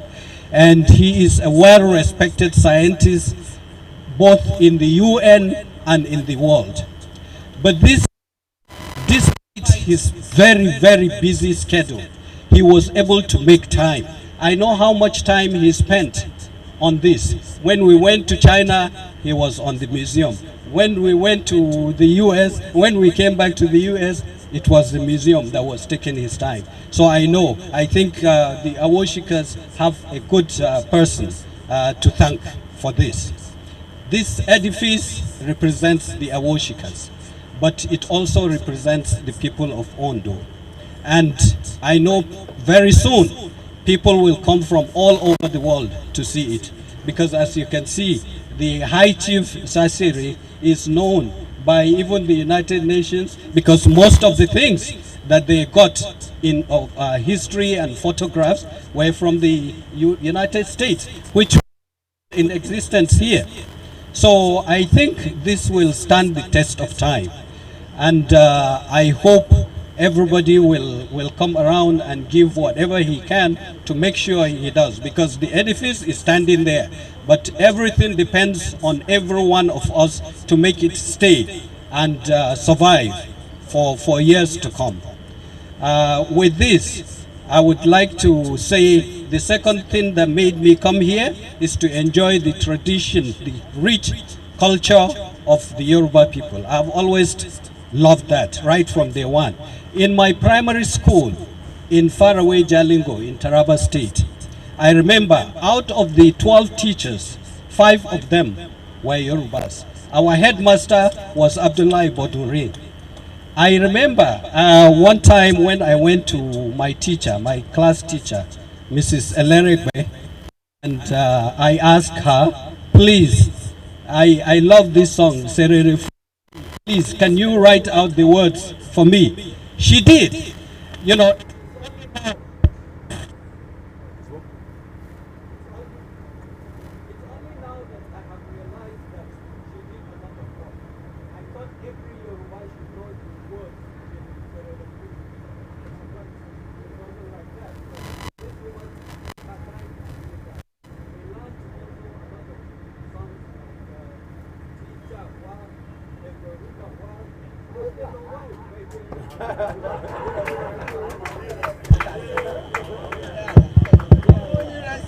yes, we learned that and so many others. So we learned all those songs, and when I asked for this, I didn't know I was going to come to Ondo and wear it actually, because I just loved the dress. So I saw it with Mr. Awosika and said, look, you have to get me this. And he got me. And very luckily, I'm here, and I have had the opportunity to wear it appropriately. I thank you all. I thank you very much for the hospitality. Yeah.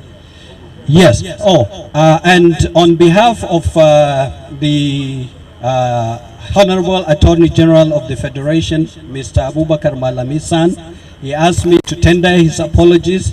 He wanted to come. He had finished all arrangements. Unfortunately, he was sent on an errand by Mr. President. So he asked me to forward his apologies. Thank you very much. Bye-bye. Thank you so much, sir. I want to call on the Chairman Board of Trustees now to make an announcement of what Sofio Sadiq Digi has done. Abaye,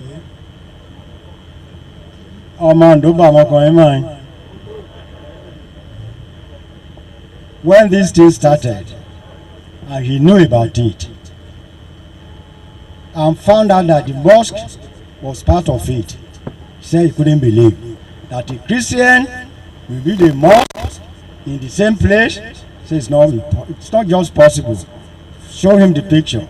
He was highly elated, and he promised me that he will be here. Not only that, he donated 1.5 million. And he told me that he must wear his own ashaoke on the day we are opening this thing, and that's what he's wearing today. We thank him very much. I just want you to know how much he loves. So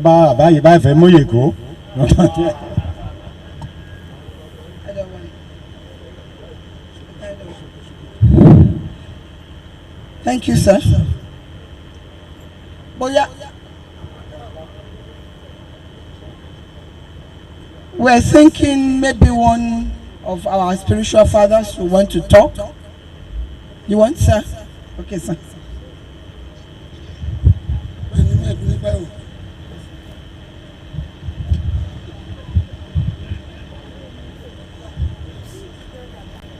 Ọmọ rere lónìí bàbá dáadáa.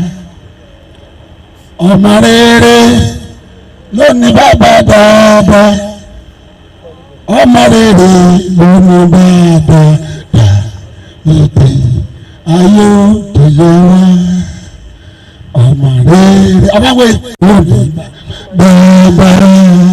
Ọmọ rere lónìí bàbá dáadáa. Ọmọ rere lónìí bàbá dáadáa. Ìpè ayé tẹ̀lé wá. Ọgbọ́n ní fún ọlọ́run. Adúpẹ́ nígbà ọlọ́run. Adúpẹ́ nígbà ọlọ́run. Ẹni tó yéye ṣùgbọ́n báwa yìí ní the whole world gbogbo ayé ti ní ẹ̀wá èsì wúwẹ̀ èsì mi ìyá ti travel not almost àbí dàbí ka pépà dàtí wà rí ọmọ kan gbogbo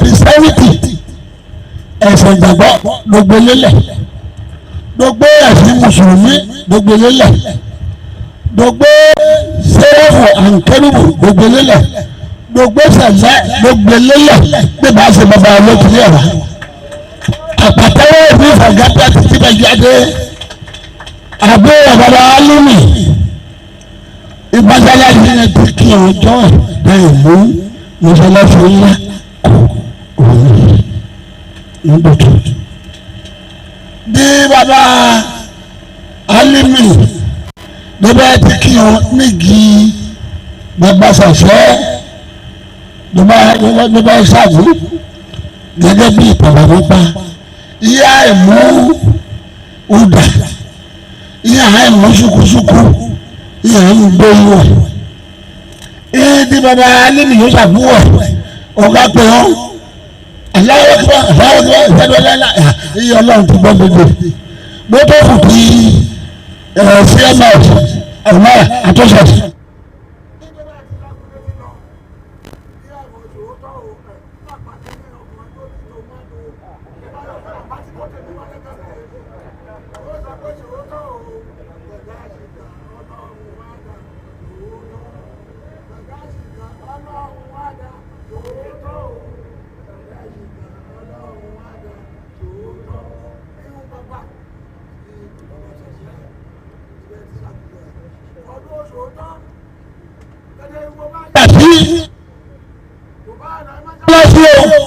Ọba ìyàwó ṣọ́ọ̀ṣì o, ó kó o bá ti ṣe ṣòwòtọ́ o, bàbá yìí kan lọ́wọ́ ọba ṣòwòtọ́, àìṣe tó méjì mìíràn ìbò ibi ṣọ́ọ̀ṣì pọ̀, mọ́ṣáláṣí pọ̀, dédé pọ̀, ṣùgbọ́n ìṣòwòtọ́, ṣùgbọ́n bàbá yìí, wọ́n yọ bàbá olóòótọ́, àwọn àgbẹ̀gbẹ̀ lẹ́gbẹ̀ẹ́ lọ, àti ìlà ìlà lọ́wọ́, ìlà ìlà lọ́wọ́, ìlà ìlàlàwò Muhammadu Rasulullah kò sọ̀rọ̀ kan àfọlúwa kò sọ̀rọ̀ kan àfọlúwa kò sọ̀rọ̀ kan àfọlúwa Muhammadu Rasulullah ọgbẹ́jọ́ kò bẹ́ẹ̀ ọ̀tìrọ̀ ni Olúwa máa fi sílẹ̀ fún ọ̀rọ̀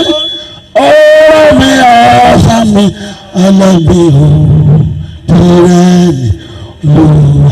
sọlú alẹ́ bẹ́ẹ̀ kàwé ẹgbẹ́ wọn tóbi ẹ̀yin ọlọ́run lógo praise the Lord. adúpẹ́ bàbá à ń ṣe o bàbá thank you sir. Yes, it is the biggest masquerade that comes out last. Everyone has spoken. We don't want to entertain more speeches for now because we want the one who has the words himself to come out and talk.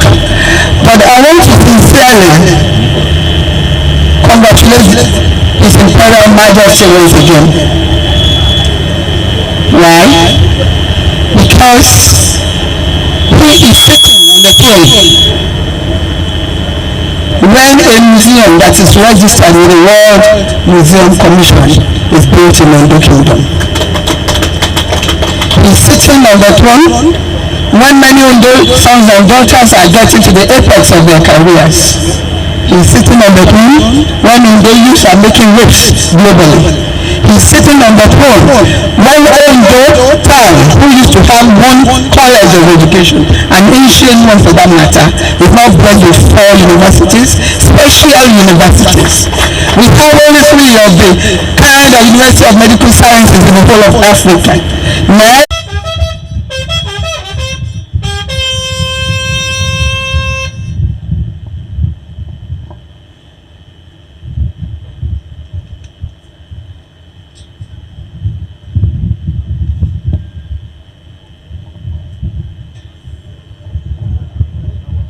Bailogun, Baba Lisa, Baba Jomo, Baba Sashe, Baba Adaja, Baba Odofin, mo kí wọn.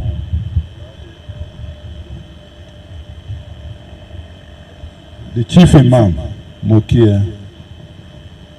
Baba Bishop, àti mi fẹ́ fọ ayé àtọmọ mi. Mo kí wọn àwọn ṣe o. Baba ti Celestial Church of Christ, mo kí ẹ.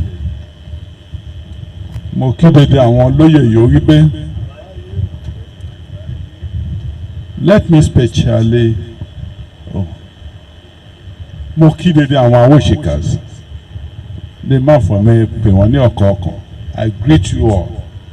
I greet you all and I thank you all. Let me now specially greet our guests from this part of the country. I mean from the other part of from northern Nigeria, let me put it that way. From Gwandu, from Kaduna, from Kebbi. I greet you all.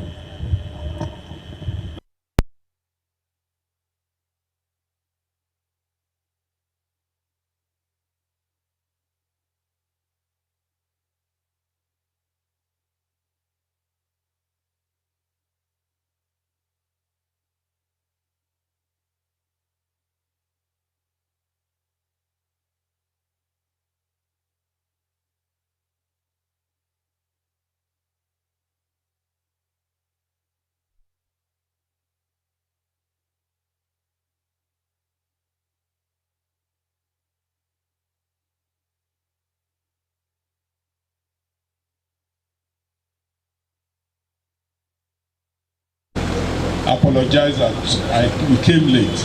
I went for something that has to do with the development of Ondo Kingdom.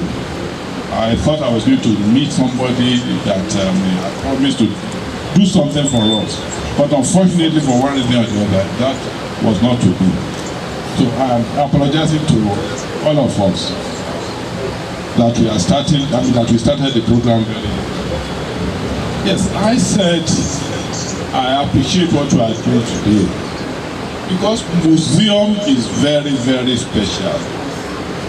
Why? Because any community that forgets its past is just a carcass, it's just a skeleton, it's just a mirage that cannot be reckoned with. And that's why we are having a lot of problems in this part of the world.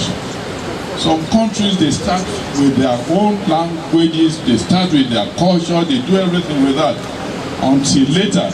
In fact, they don't even want to listen to other languages. They don't want to follow the culture of any other people except for their own. And they are really, really doing very well. And then museum itself is said to be a building that houses artifacts for culture, for tradition, for education, for everything, and not just housing them, also preserve them. By having a museum, so many things will be achieved from this.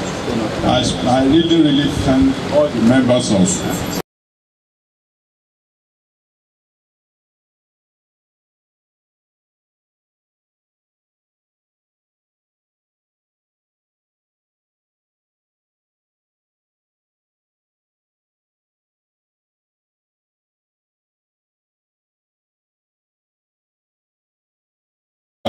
actually within the palace. I more or less acquired, I seized in quotes our town hall, what used to be the old town hall, with the intention of turning it to a museum. That was during the celebration of the 500th anniversary of Ondo Kingdom. We did all that with all we could do. And recently, we had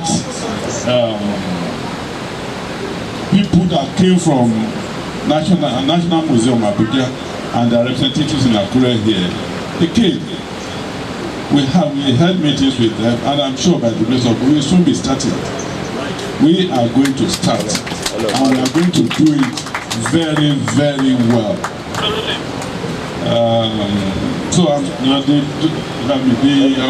guests from outside this part of the country that are well connected with this issue of museum, we are still going to call upon you to assist us. And I'm actually thanking you for your willingness to help to assist us to get it done. Again, we should also realize the fact that the major city next to us, towards the northern part of,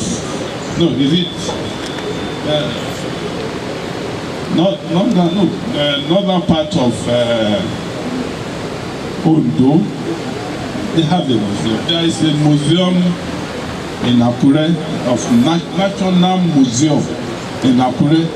There is another National Museum in Owo.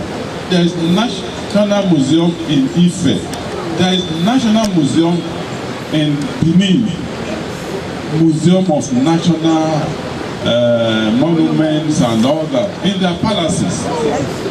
How come that Ondo is yet to have a museum of its own? That was what prompted our decision to have a museum in Ondo, and we have been moving up and down. I'm sure sooner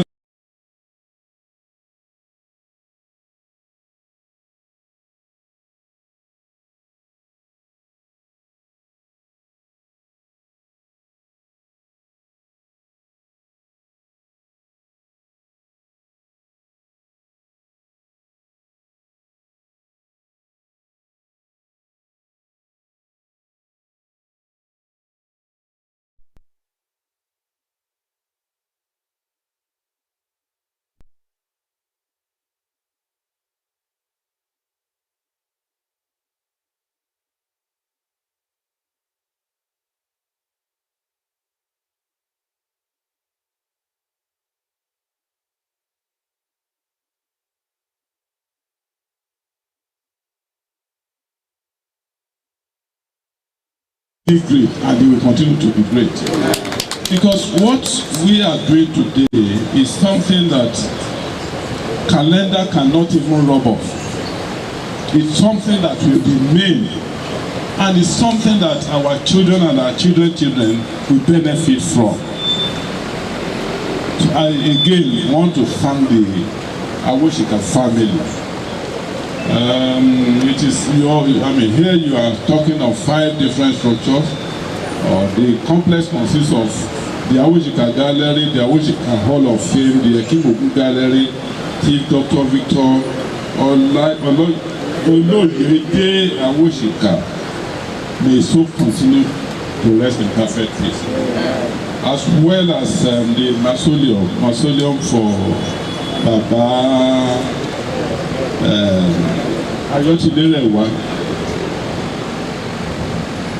like I said, this is something that is very, very important, and I want us to cooperate with the Awosika family in whatever way to ensure that this project that is being commissioned today continue to develop. And if we call on the Awoshikas, by the time we start our own, we should please rally around and let us.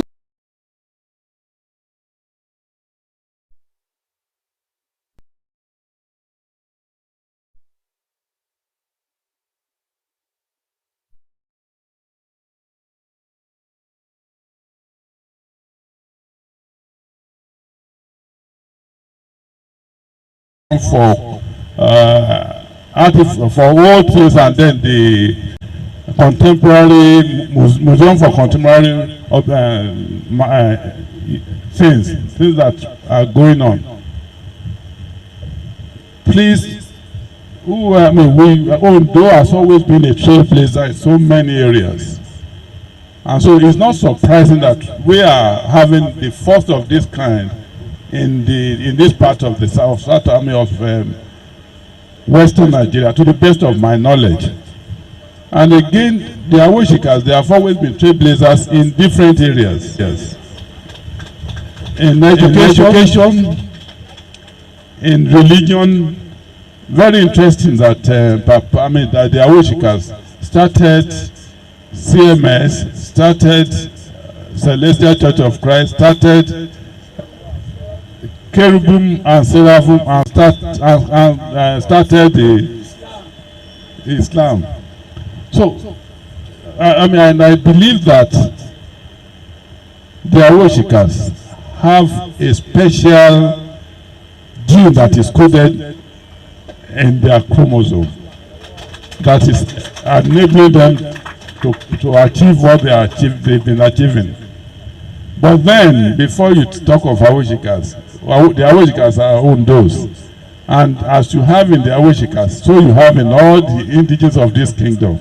May God Almighty continue to bless all of you. Thank you very much.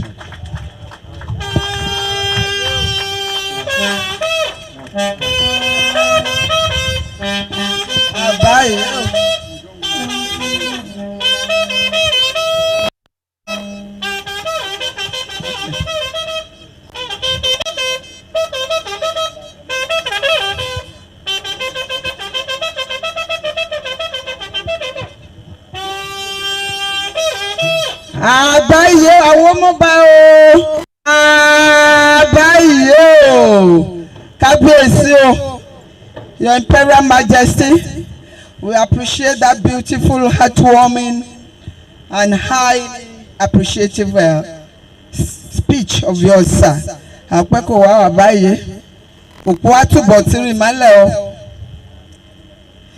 We want to plead with people with Android phones or photograph taking materials that they should not please disturb us at this time. We want only the accredited video and cameramen and press to please be around at this time.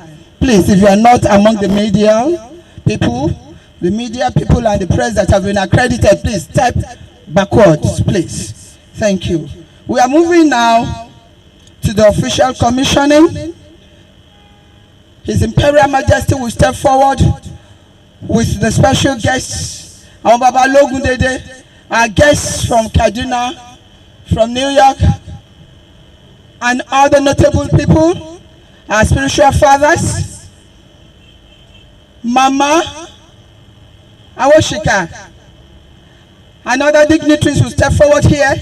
We have the helium balloon here, which we want to release into the air to announce the birth of the Awosika Museum and Hall of Fame.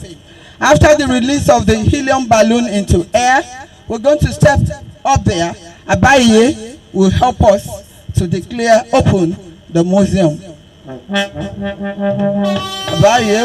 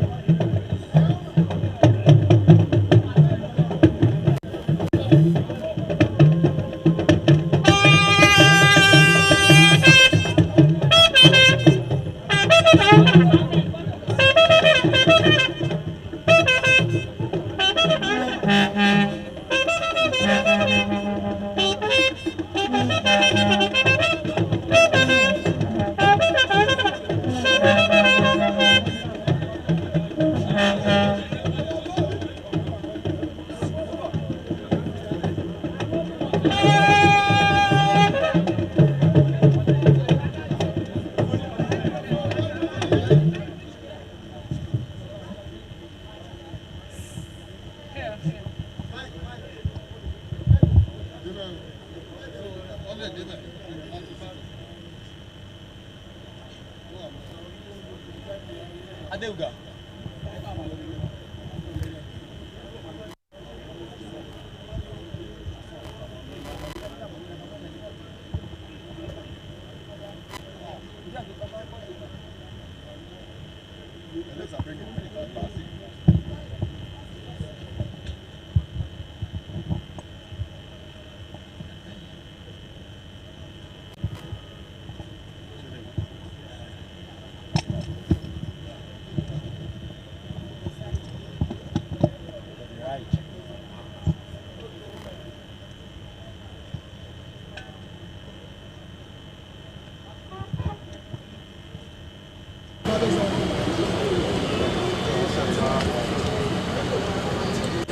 To the glory of God Almighty. This Awosika Museum and Hall of Fame is being officially opened today, the 12th of December 2021, by Oba Dr. Victor ADESIMBO KILADEJO. 11th of December. The Awosika.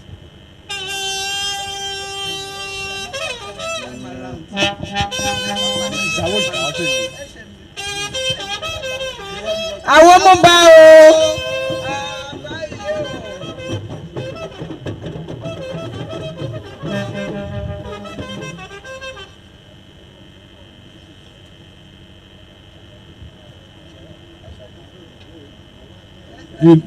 In the name of God the Father, God the Son, and God the Holy Ghost, I hereby declare this Awosika Museum and Hall of Fame open.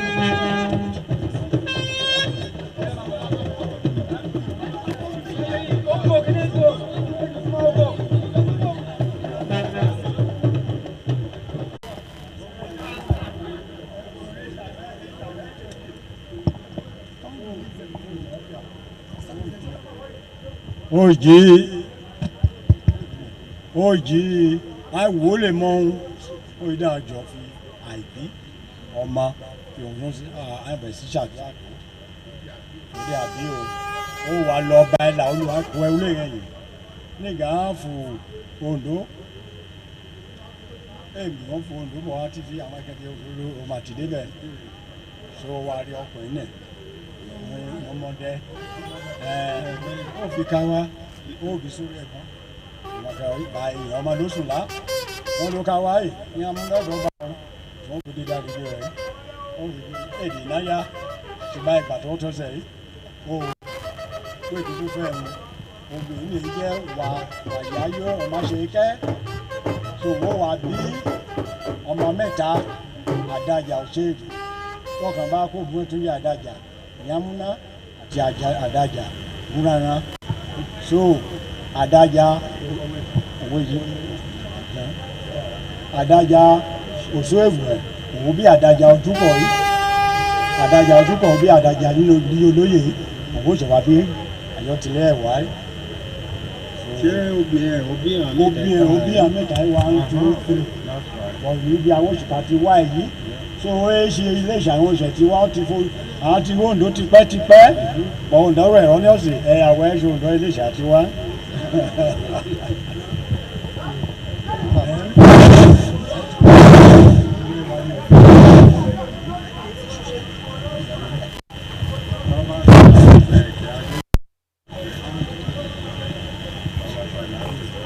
Salami.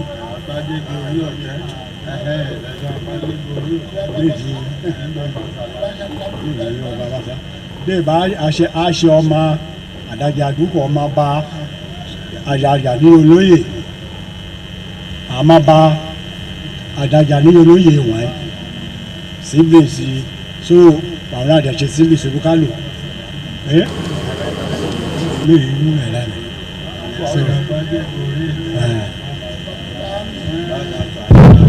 So bàbá yóò ti lé ẹ̀wà ní èyí 1890 to 1909 street àkọ́ ibẹ̀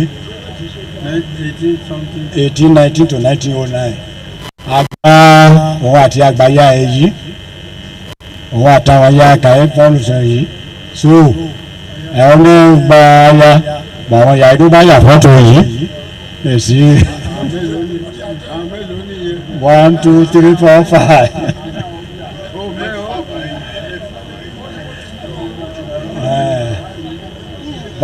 Bá mi ṣàṣẹ Akíngúnlé yìí àbúrò ẹ̀ ó jẹ́ ṣàṣẹ Akíngúnlé àbẹ̀rẹ̀ ọ̀gá àwọn mẹ́tẹ̀ẹ̀ta yìí òun níbẹ̀ so bàbá ṣàṣẹ Akíngúnlé yìí so tàbá lọ bẹ́ẹ̀ kíní. Ṣé okay àbí bẹ́ẹ̀ okay let's see how it can go.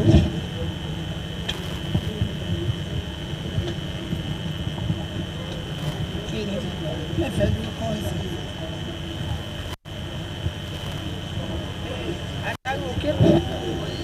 Microphone yóò dé máa kọ́ ọ̀sẹ̀ àtàwọn kébù. Ní ìlú Ondo àti ìkálẹ̀ láti ìlú àsọ̀tẹ̀ ní ìgbà ẹ̀. Àwọn onídìí ogun ìkálẹ̀ àti Ondo wọ́n bá ti pa àwọn ìkálẹ̀ alófin ogun nínú ìrìnà tó gbọ́n àti ìgbòtìmọ píṣùkù tó bá ṣe pàpàpà bí ìkàlẹ̀ bẹ̀ síkú ọ̀pẹ́ fún ogun máa ní èlò rí tó ẹ̀ sí píṣùkù rí ẹ̀ máa fi àgbà ìgbẹ́síwáìlì wọn á ta aṣọ pupa tàbí àfihàn ogun tó bó ṣe àkọ́bí bàbá Ayọ̀tìlẹ̀ wáyé ní Professor Larry òbí ìgbà Professor Larry.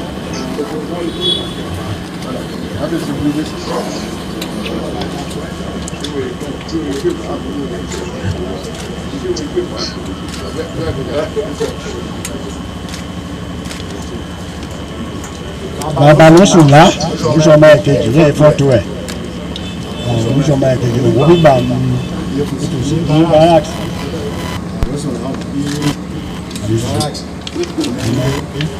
Bàbá ní ọ̀dọ̀fẹ́ yìí ìbúsọmọ ẹ̀ta yìí Awosika òun bí ẹ̀rọ̀kọ́lé àgbẹ̀rọ̀lájọ òun bí ní jọ òun bí géètì sọ́ìsà òun bí géètì yìí òun bí òun Dr. Ladi Awosika so bẹ́ẹ̀ òun bí Akinokun Akiyokun dáadé wọ́n bí.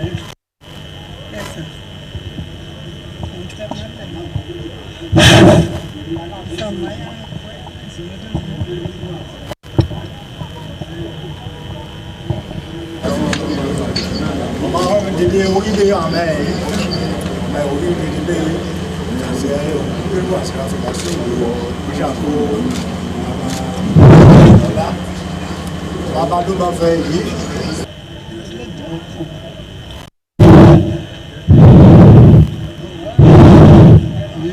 Okay, guys.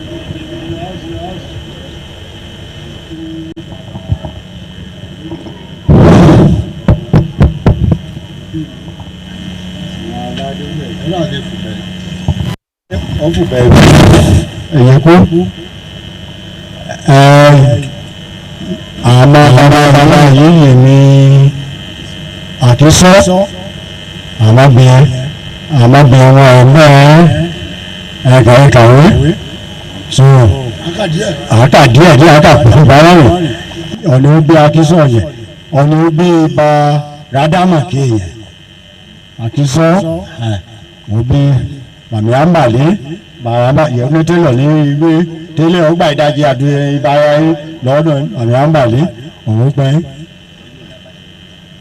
iye bàbá Sòkòtì iye Mrs. Sójà ṣèjì òun bí àwọn àǹtí Arámidé lórí rojà sọ́ọ̀rì tí bàbá òǹtẹ̀lù iye Akínwándé iye àkẹyè lápẹ̀lú yìí ọ̀nà ojú lápẹ̀lú yìí nìkan èèyàn iye Akínwándé òun bí òǹtẹ̀lù ọmọ ìkàṣẹ́ wọn bí mọ̀ èèyàn àtúntò ìṣẹ̀wá bí àwọn ọmọ bí ṣẹgbẹ́ wọn yìí lọ. Mrs. Sójà ṣèjì òun bí ló bí Arámidé Rogers ló bí àwọn kìíní then Bishop Awosika òun tẹ̀lé yìí lọ. Ó ti gbọ́ tìkọ́ àwọn ohun tó kọ́ lónà àmpírítà yìí Bamprita yìí the only not to be the first printer in Ondo State kò ṣe ní ìgbẹ̀yàdùn press bàbá mi ọ̀tọ̀ yìí ẹ̀rọ àdúrà yìí.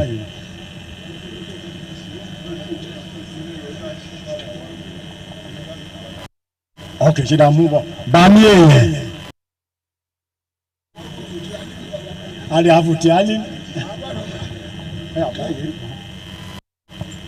tí a ṣe fàdà jàrú báyìí òun ló gbé mi dédé òun bí àwọn Yorùbá yìí bá wà òun bí ló bọ́ sẹ́yìn òun bí sísáì ọ̀ṣọ́ àti bàbá ń bọ́ láàyè.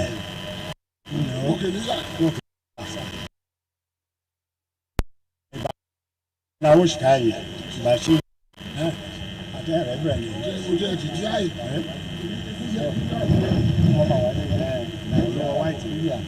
na ọ̀dà sáà lọ ẹ̀gbọ́n ti jà dájà yìí.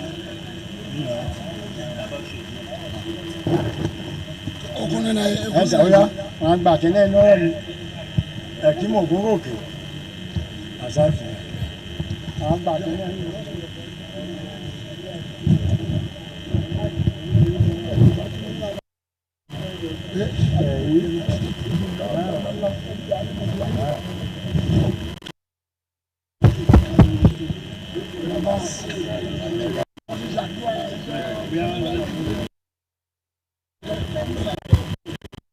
bá mú oní ọrùn kẹ́ bá ń káwé.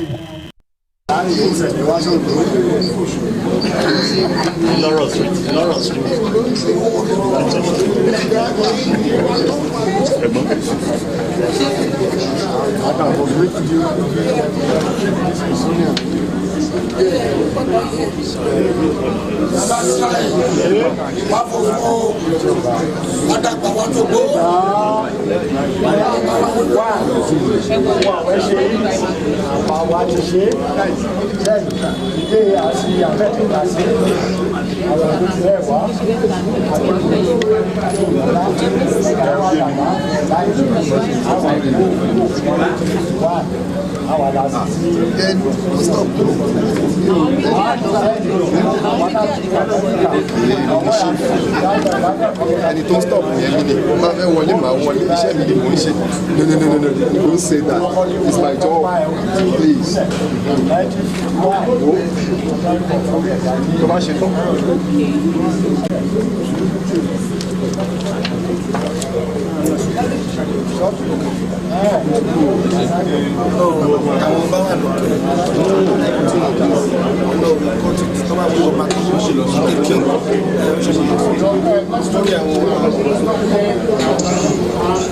Kí wọ́n mú mi o.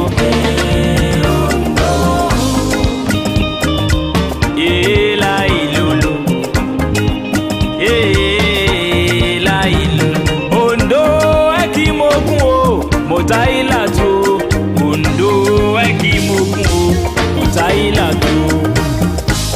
A kí wọ́n mú mi o. A kí wọ́n mú mi o. Haki wangu mi o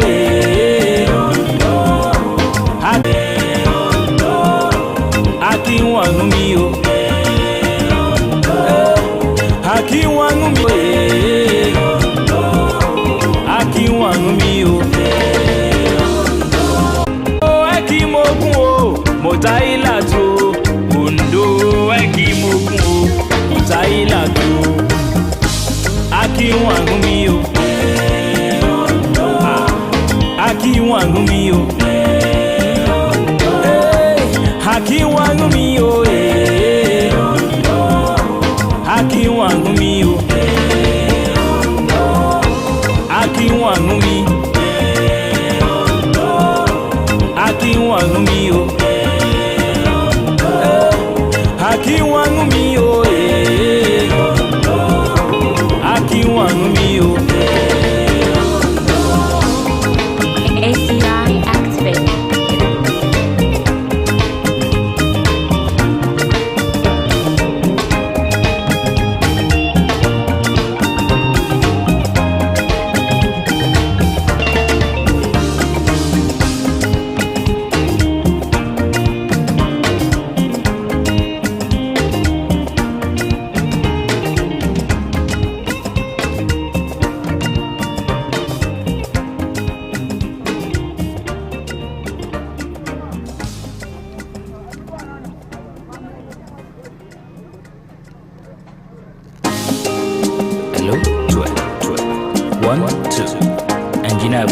Okay. I'm proud of my heritage. It is what I am. Yes, so man do you. It ain't you every time. Ale man do dede. Mula meji hoju shayel. Eki mo gumo kiwa o amala ni o. Akaiba ti se mi akaro na gbegba. Ayulo ayubo owo yen o e ma rin o. Láìlòlò, láìlòlò lẹ́ o, láìlòlò. Láìlòlò, láìlòlò lẹ́ o, láìlòlò. Haki wangu mi, Haki wangu mi o. Mọ̀táìlà tó, Haki wangu mi. Haki wangu mi o.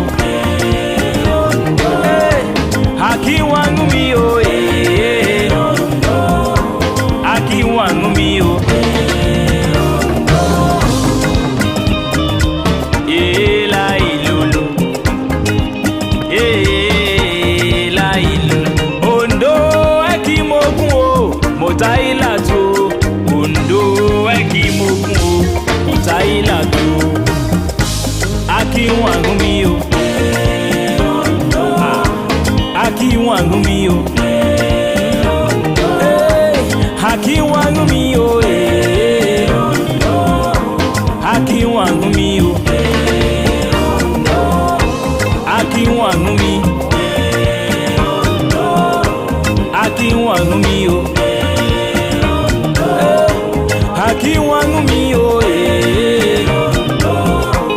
Akiwanu mi o. ACI activate.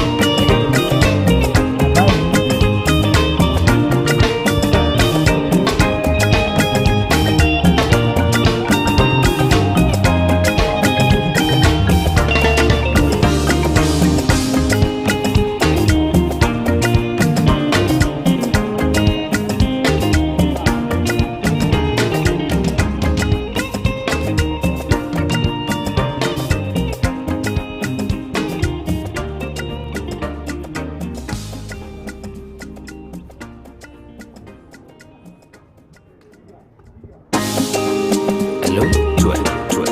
1, 2. Engineer Bamik is okay. I'm proud of my heritage. It is what I am. Yes, so. Homando me. It ain't you, every time. ADESIMBO. Ale homando dede. Homamula meji hoju shayel. Ekimo gumo kiwa o. Amalani o.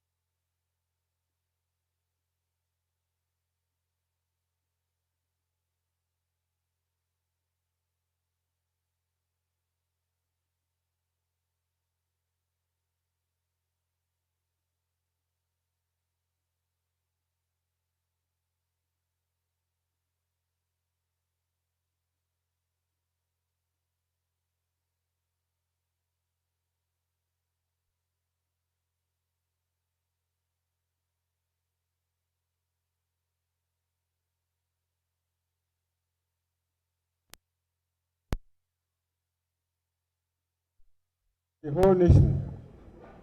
You have enlarged the tentacles not only to Nigeria, to America and many places. You have gone the whole hog, even to make sure that this museum has been officially recognized. Mokinwo, we really congratulate you and show. I mean, what you have done now is one of those things. Although we say, you have laid a precedent, you have laid a history, and as you heard when Kabiyesi was saying, we are still going to have the national museum and soliciting assistance. So, bá jẹ́ pé ẹ ṣe lè dáadáa, àní sọ pé àtúmọ̀ copy kàtẹ́ ṣe. We really appreciate you. Ọlọ́run á dúró tì yín o. You have laid a very good precedent, and I'm sure others will follow. And all those that have contributed, even your friends from all over across the country, we really want to appreciate you. The guy from Taraba, I'm surprised that you still remember all those songs. And I do really appreciate you actually said that 12 teachers or so about 50 were from this kingdom. And this is the first time you have visited this place. We really appreciate you. We appreciate everybody that has come. It's not only the Awosikas you have honored. You have honored this kingdom. And may the Almighty God honor you in your own respective homes and kingdoms. We appreciate you. The Awosikas, we thank you for this honor you have brought to this city. And we hope and pray to have more such honors from other places. Once again, we really thank you. We appreciate you. We are impressed by what you have done. Once again, thank you. May the Almighty God continue to bless you all. Asho Baba Logun, thank you, sir, for representing very well. Mokyo Baba Logun Yoko, Abaije and Show. We want to call on our guest, the representative of the United Nations, to please join the top table. Sir, Sylvia Omar, we want you to join the top table.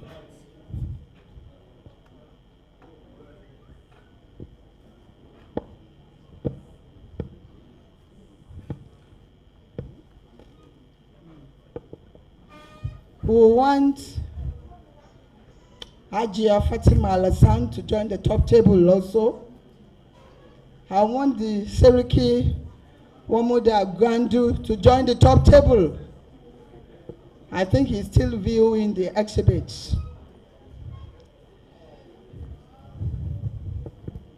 We want the representative of the National Boundaries Commission to also join the top table.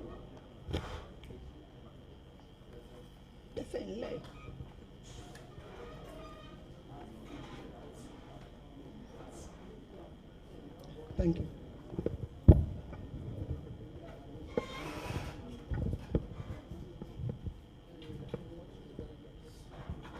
We want to have a group photograph first of people on the top table, and that it will be for the entire people. Thank you very much. Group, we are coming to the end of the first phase. Abaya lobby and family and after this we are having the induction. So actually induction in Nioni, party. There are 13 inductees. Our work you make a name now they contribute.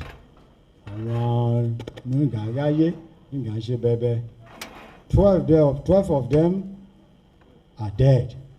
One is living. That will be within the family. Exit. Mappy Professor Awosika, to give vote of thanks.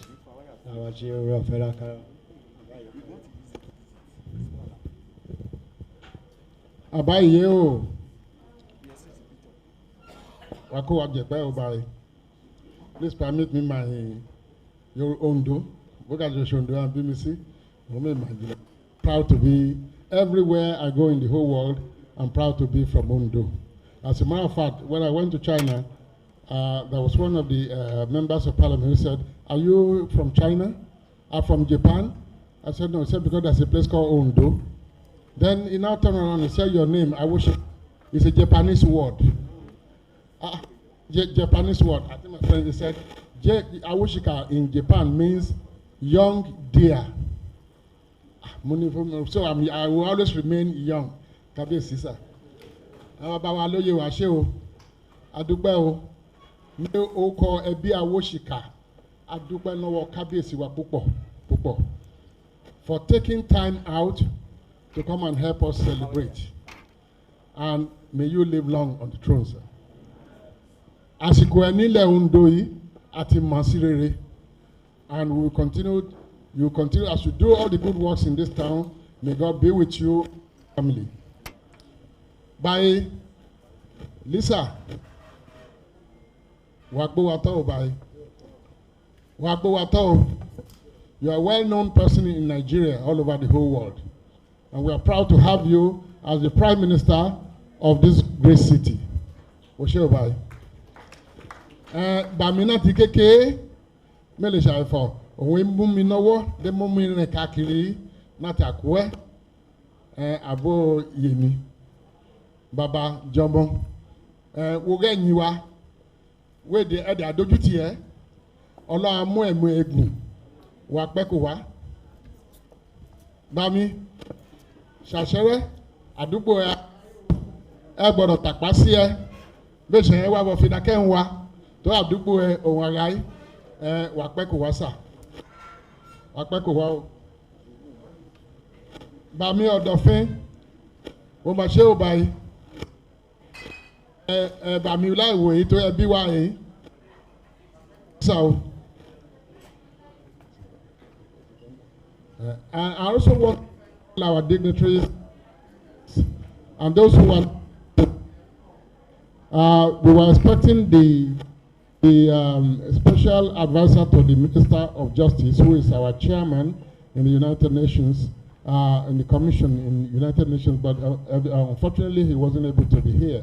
But we send up our greetings and thanks to him for the support he has given us.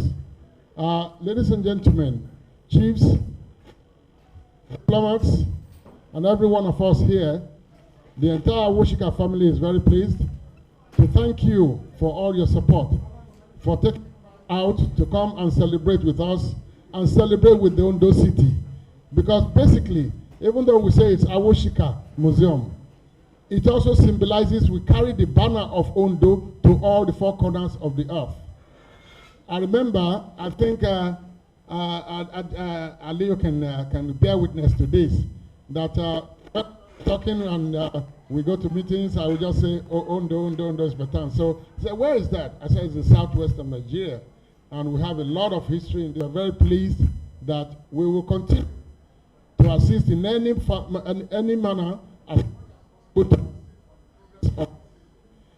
That's why the Awosika started with the street that was long abandoned. Nobody wants to have anything to do with it. The meaning of Idimilingwaja is not something that is the first of its kind. Perhaps even in the whole of Yoruba, there is no street. So thank you very much for coming. We will take a good photograph, and then members can now start merriment.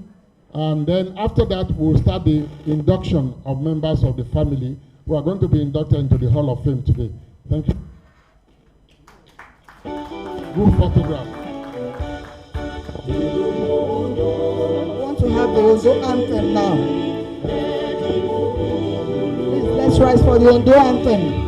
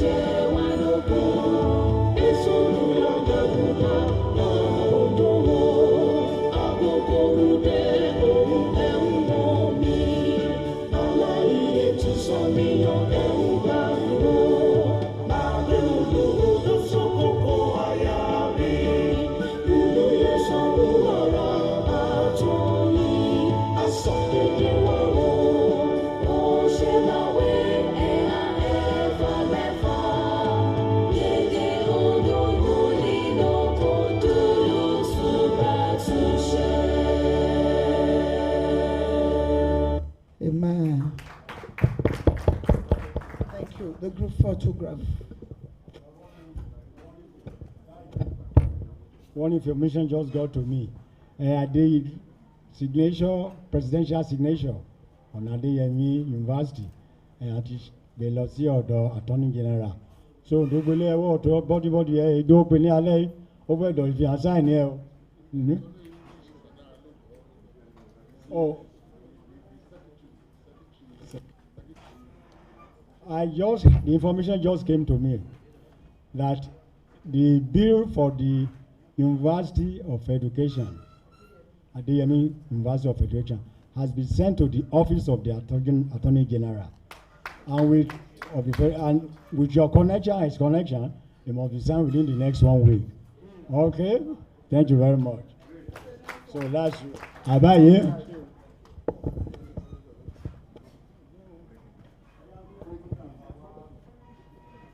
That's double joy. Well, good things often follow good things.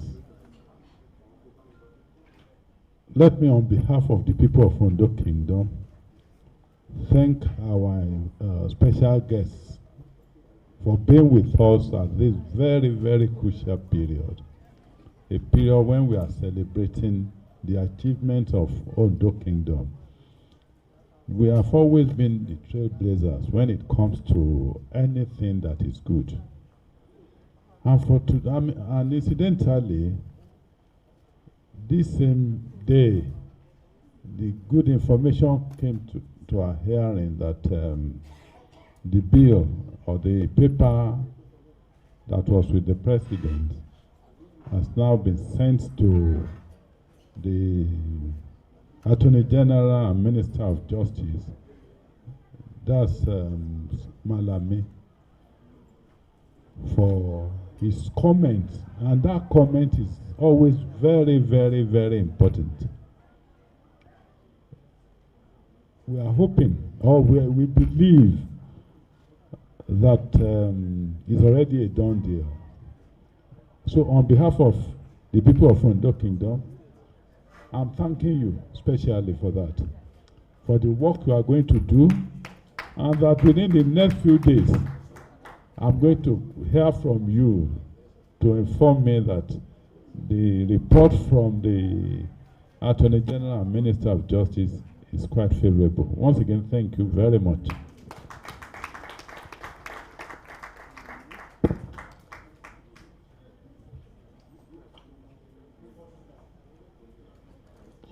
Check what?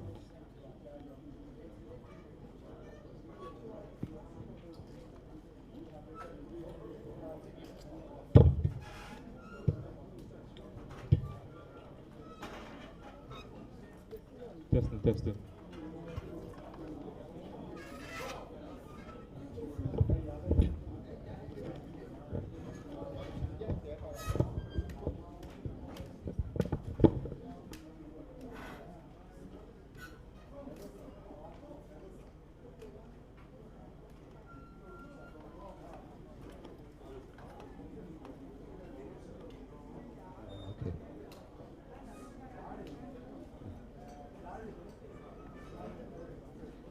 Hello, Kabesi.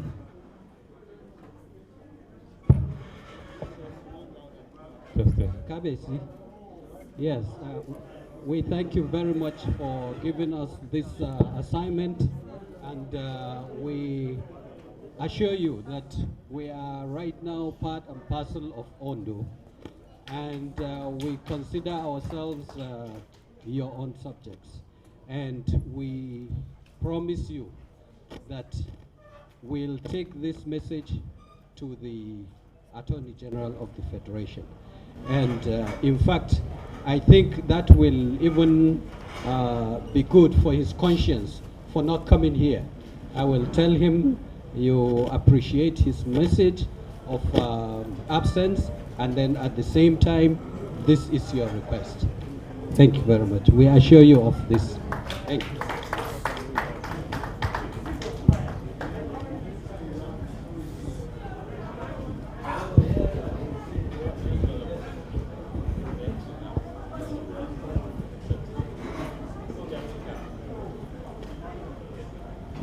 Yes, please.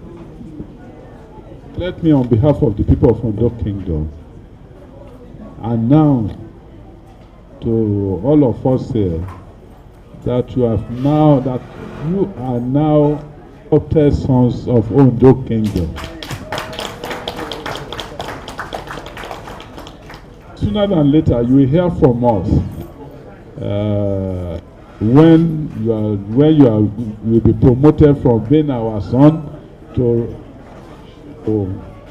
our chief. But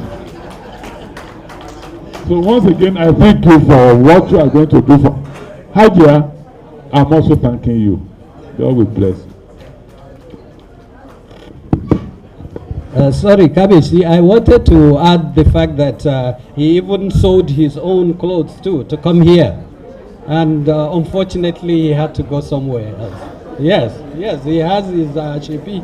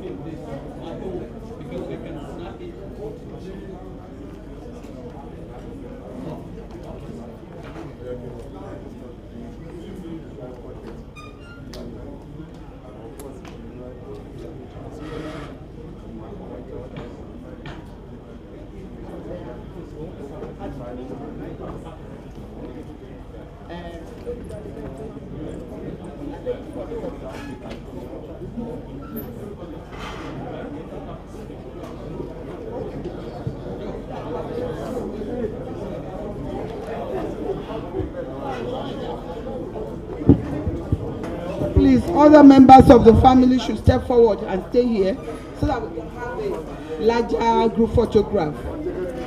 Please, chiefs, Akawabe bye. Dale ide so that àwọn baba ale ṣe papọ̀. Please, group photograph this way. Family members, Baba ló máa fẹ́, Ògbégbá, Akawa o.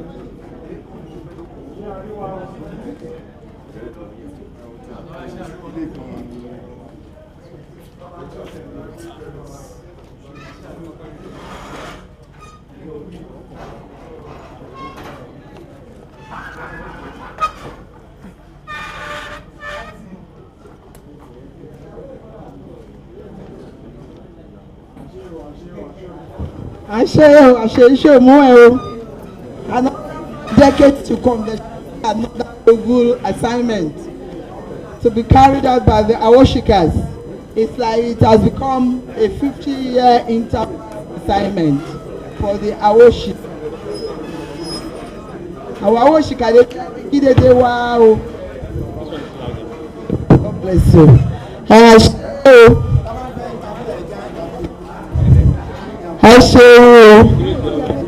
Congratulations.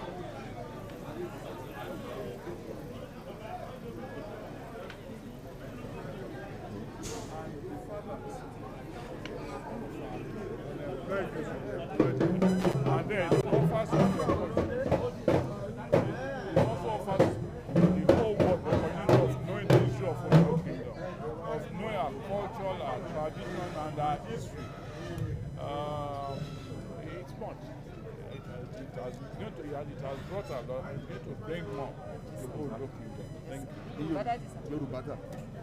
Mo ní nǹkan tá a rí ara ìlọsíwájú ló jẹ́ ṣùgbọ́n jù yẹn lọ àwọn òṣìṣẹ́ wọn á gba àwọn ọmọ àti wọn máa ṣiṣẹ́ bí ìkànnì.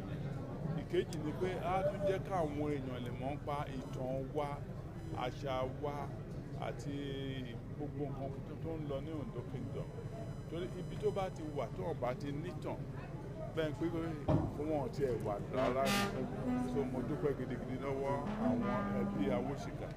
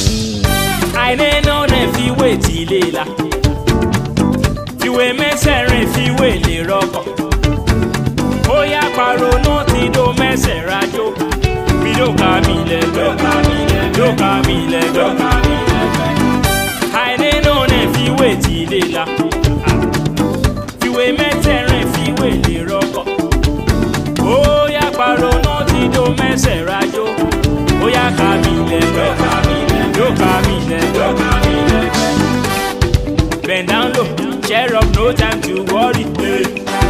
Pardon me, let's turn up, it's time to bubble. Kawe no get till now, God they help am chase fly. If life show you pepper, use and make pepper soup. Remember, worry about when ile adire. Lẹ́yìn òkùnkùn ìmọ́lẹ̀ àtàn òkú. Edward wear crown, no bring am from heaven. Rich man no bring money from him mama belle. Àìní no dey fi wé tilé la. Fiwé mẹ́sẹ̀rẹ̀ fiwé lè rọkọ̀. Ó yá pàrọ̀ náà ti do mẹ́sẹ̀ rájò. Ó yá ká mi lẹ́gbẹ́. Yóò ká mi lẹ́gbẹ́.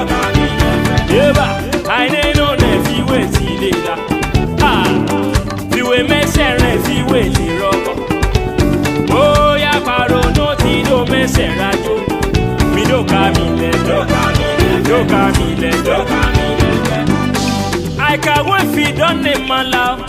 No, ọ̀lẹ́ mà émé bí pọ́nẹ́ òrùn yówó ké mà ti lè sáṣọgbẹ́ ojú ọ̀lẹ́ ìgbàdo mẹ́kọ ìjọba remember orí bá pẹ́ nílẹ̀ adire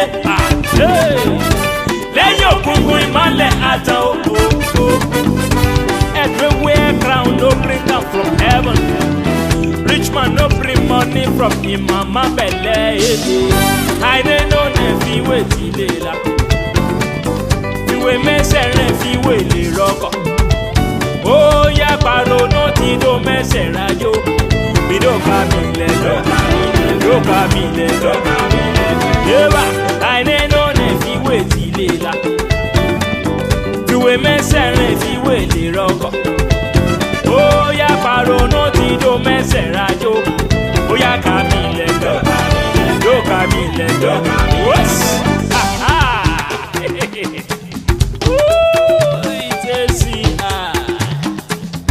That on the board. You mean your maker.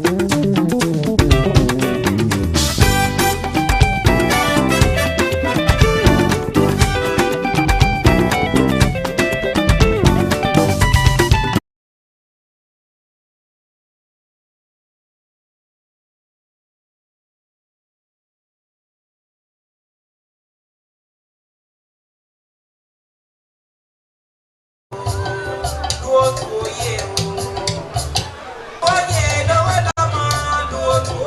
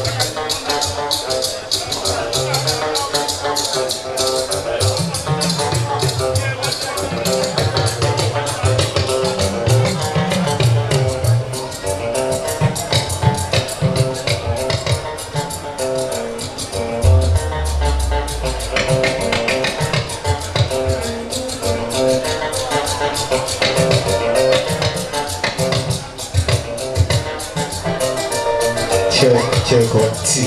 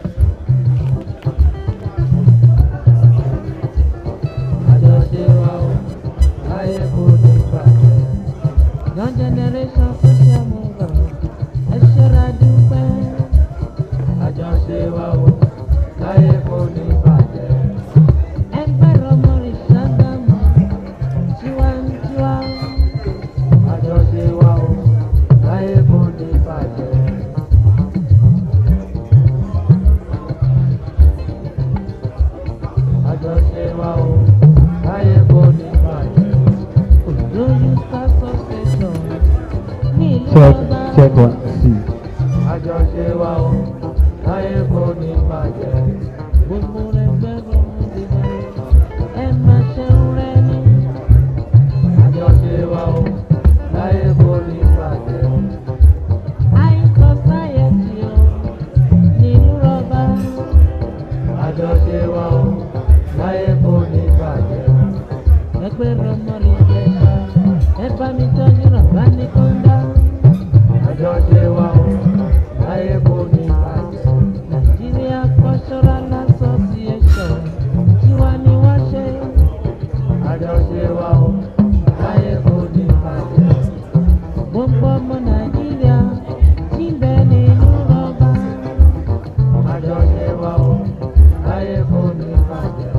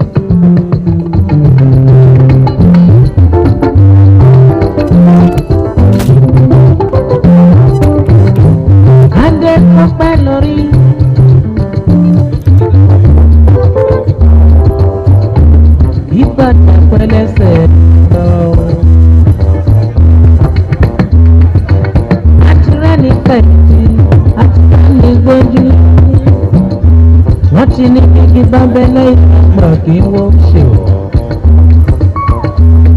Kíyà má ṣe jẹ ní láṣẹ látìlẹ́yìn. Wé máa lẹ́yìn àjẹmí torí mo ní bàbá láyé. Káyà dára kì í sàn ẹ̀ bàbá wa ní.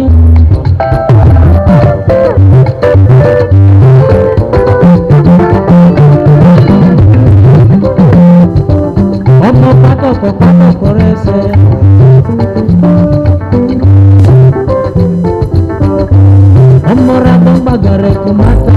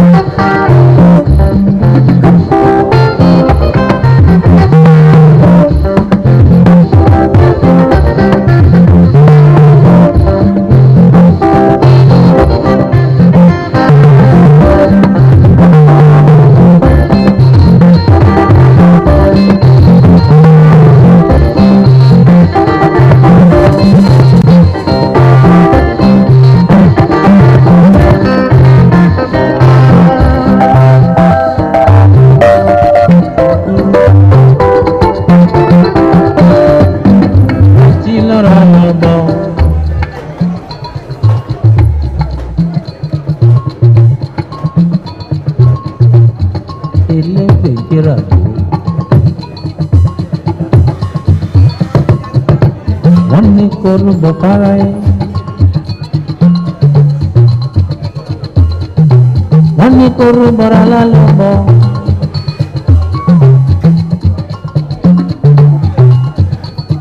Owó ké owó lẹ̀. Owó tún owó síra.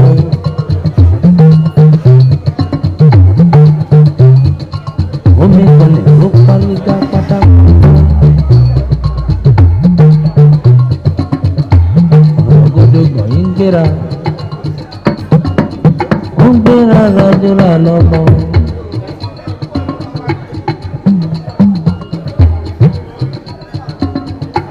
Ó dárọ̀ ní wàràkà lárayá.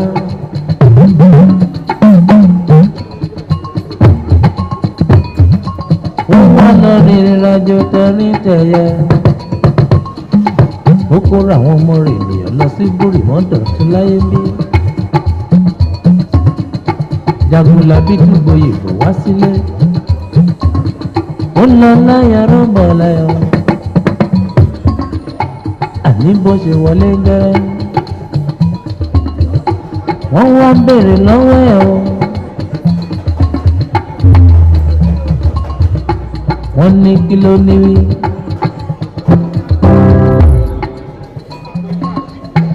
Ó nílò lóhun tún lọ sóde rẹ̀ bínú tún.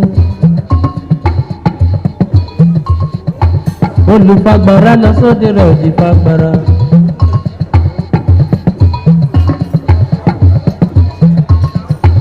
Ọ̀pẹ̀rẹ̀gìrẹ̀jì lọ sóde màdúró màsinmi láyé ń bí.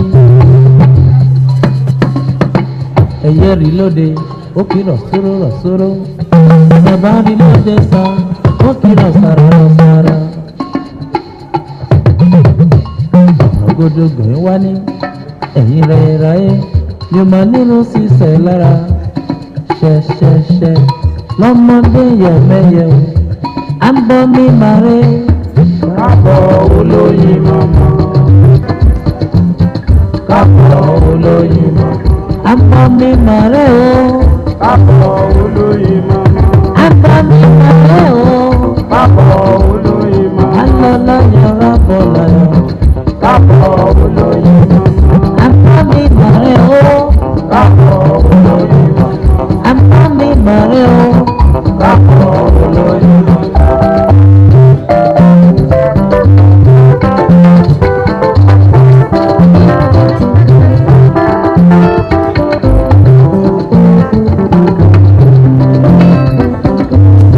Ayúlọ́ra yúmọ̀, òun lọ́wọ́ yẹnu. Gbẹ́gbẹ́ kí gbẹ́ sọ́kọ̀, gbẹ́gbẹ́ kí gbẹ́ sọ́kọ̀. Ilé kọ̀ọ̀kan tàgbé o, àwọn padà wálé. Mo gbọ́dọ̀ fún Nàìjíríà, tí ń gbà ní ìdàgbà. Gbẹ́gbẹ́ kí gbẹ́ sọ́kọ̀, gbẹ́gbẹ́ kí gbẹ́ sọ́kọ̀. Ilé kọ̀ọ̀kan tàgbé o, àwọn padà wálé. Táyé kókò yẹ, kágbáre lẹ́jìrẹ́. Gbẹ́gbẹ́ kí gbẹ́ sọ́kọ̀, gbẹ́gbẹ́ kí gbẹ́ sọ́kọ̀. Ilé kọ̀ọ̀kan tàgbé o, àwọn padà wálé. Àgbà ní kọ́dà mìíràn kàtà ó. Bàbá ní bàbá, gbẹ́gbẹ́ kí gbẹ́ sọ́kọ̀, gbẹ́gbẹ́ kí gbẹ́ sọ́kọ̀. Ilé kọ̀ọ̀kan tàgbé o. Ẹ jẹ́ ká sọ̀rọ̀ fún bàbá wọn. Ọ̀rọ̀ lọ́mọ ilé tí ń jẹ. Ọ̀rọ̀ lọ́mọ ilé tí ń jẹ. Ọ̀rọ̀ lọ́mọ ilé tí ń jẹ. Ẹ jẹ́ ká sọ̀rọ̀ fún bàbá tó rán wọn níṣẹ́. Ọ̀rọ̀ lọ́mọ ilé tí ń jẹ. Ọ̀rọ̀ lọ́mọ ilé tí ń jẹ. Ọ̀rọ̀ lọ́mọ ilé tí ń jẹ. Ẹ jẹ́ ká sọ̀rọ̀ fún bàbá tó bí wọn lọ́mọ. Ọ̀rọ̀ lọ́mọ.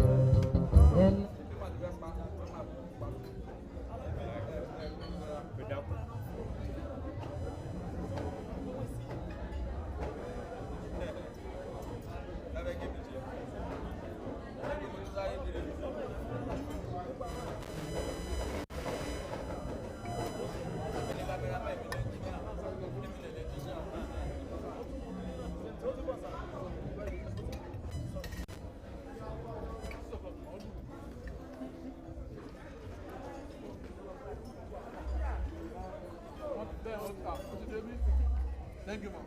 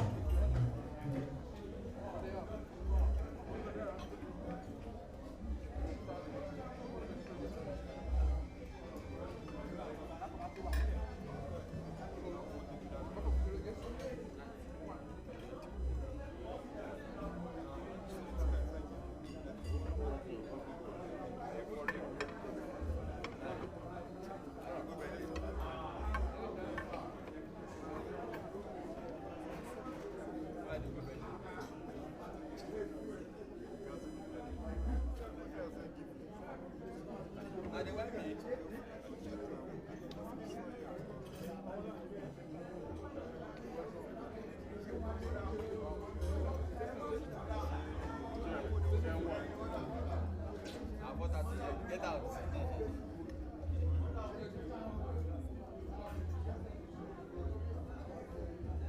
Check out finish. No, she might be running after this might be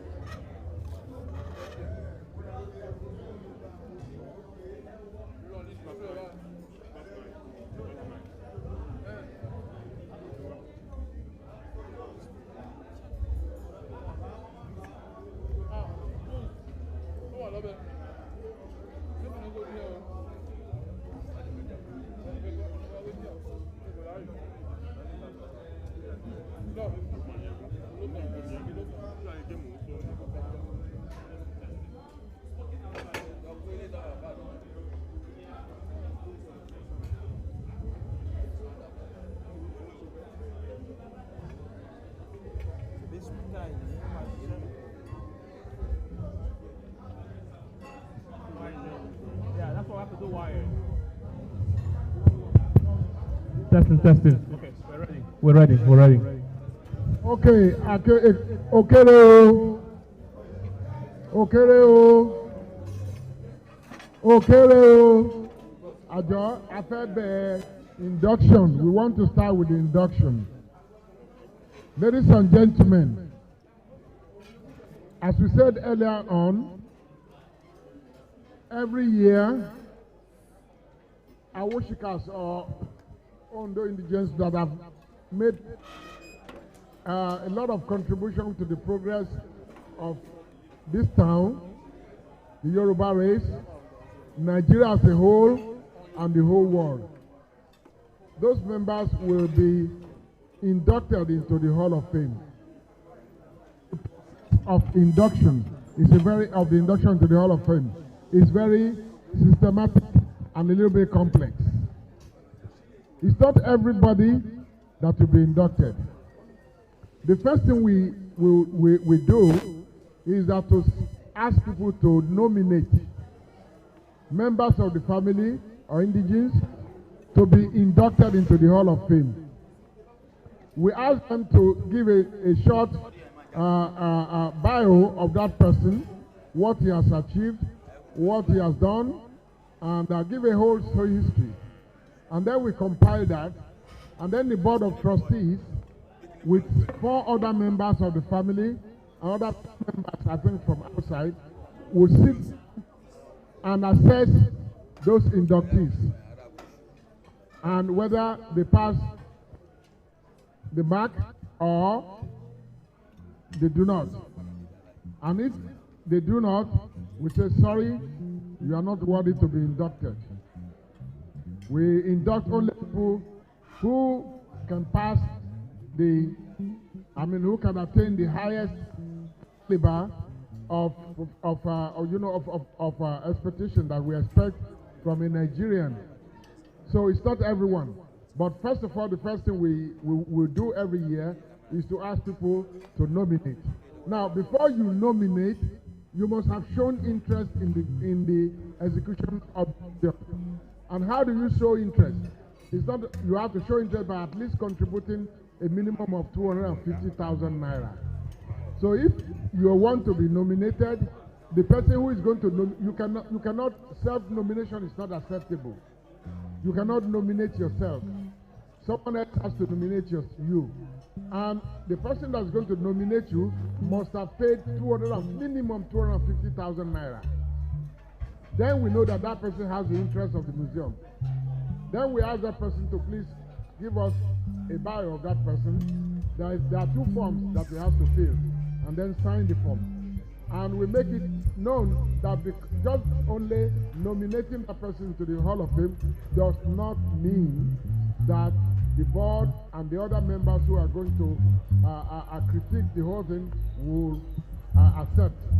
For this year, we decided, first of all, to give preference to the second generation of the Awosikas. So no other Awosikas were nominated, only the second generation.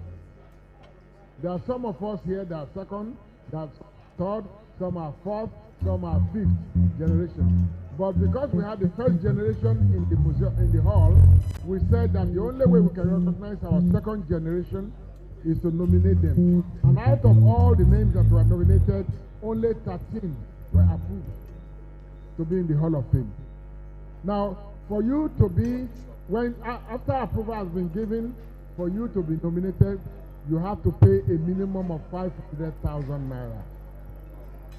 For the nominees, for the families of those who paid the 500,000 naira this year, it's a bonus, because we ended up spending over 1.5 million naira. So, and we didn't want to come back to you to say, oh, your 500,000 naira cannot do the job. Because what we found out was that in September, when we now started, we contacted the company that was going to do the broadcast. The price jumped up by over 30%. And that's the reality in the US. And so the company said, sorry, we can't do it for that price. This is the new price. And what did we say? We said, well, we can't go back to the families that nominated them. We will find one way or the other to bear the cost. So we bore the cost. But as from next year, we will let you know that it's not going to be 500,000 naira. Everything you will see there was made specially from United States of America. It's not. We tried doing it in Nigeria here. And Chief was the one that woke up that day. He said he couldn't sleep. He called me. He said, Larry, me ma listen. Yes, sir. You are in Nigeria. Here, my bossy. But because you are father see America. Okay. And when you see it, you will know that it's top notch. So it's the best. You can't even find it in Nigeria. So for those of us who have our parents who want to nominate you, our fathers who want to nominate, be prepared. You will be getting information about that. So not to we have 30 cities there.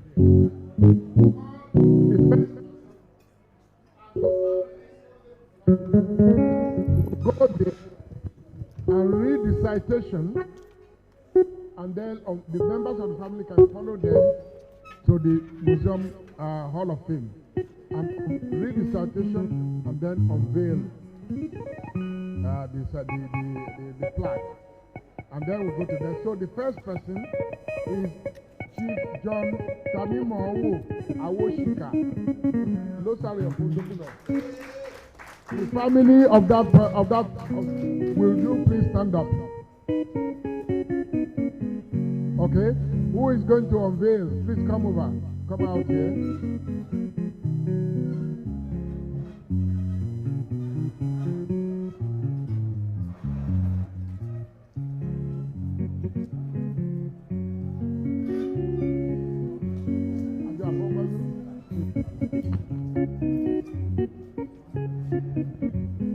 The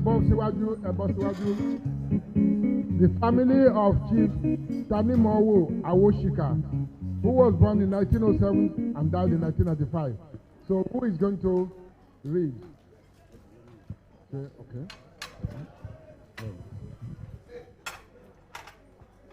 Chief John Tanimowo Awosika, born 1907 and died in 1995. Chief John Tanimowo Awosika, JT Awosika, popularly known as Chief JT. He was born in 1907 and died in 1995. He was the Losari of Ondo Kingdom. He was the son of High Chief Akinyokunbo Awosika, the Odofu of Ondo Kingdom. He was a politician, councillor of Okearoa between 1951 and 1954. He was the chairman of Igbindo Laje Local Government Council in 1975. He was a pioneer community leader in the establishment of the first maternity and health center in Laje and first Catholic primary school in Laje area. That's it.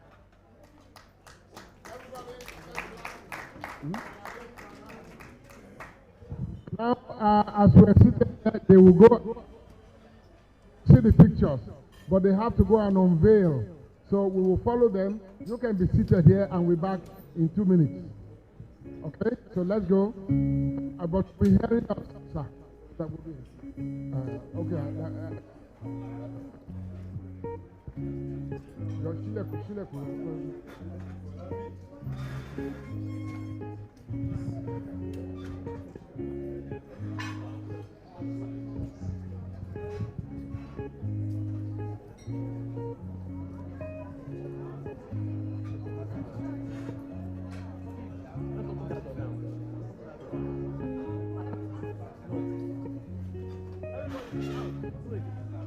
Everybody get out. They're coming in.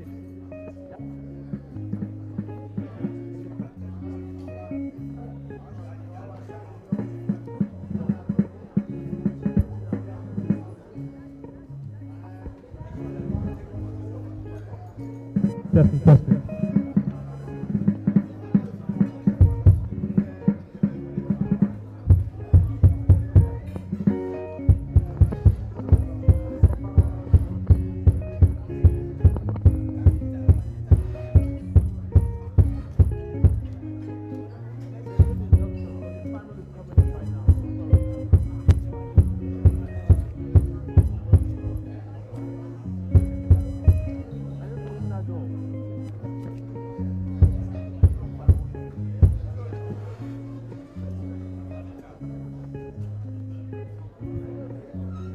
Please enable the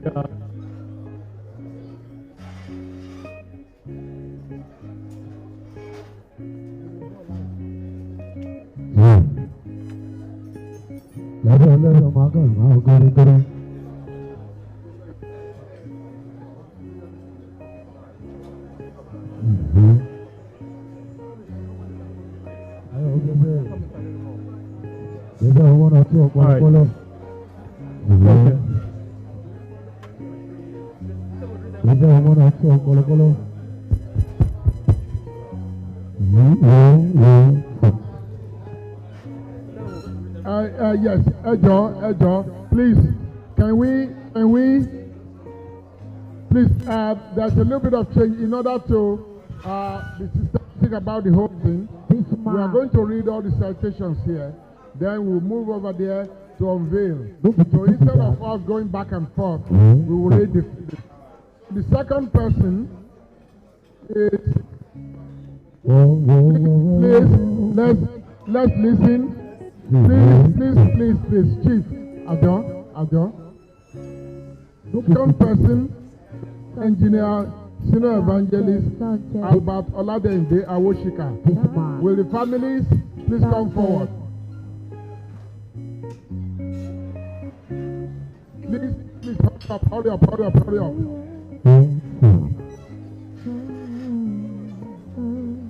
Ashala Perezu, Ekarazi, 1 2 ọpọlọpọlọ 1 2.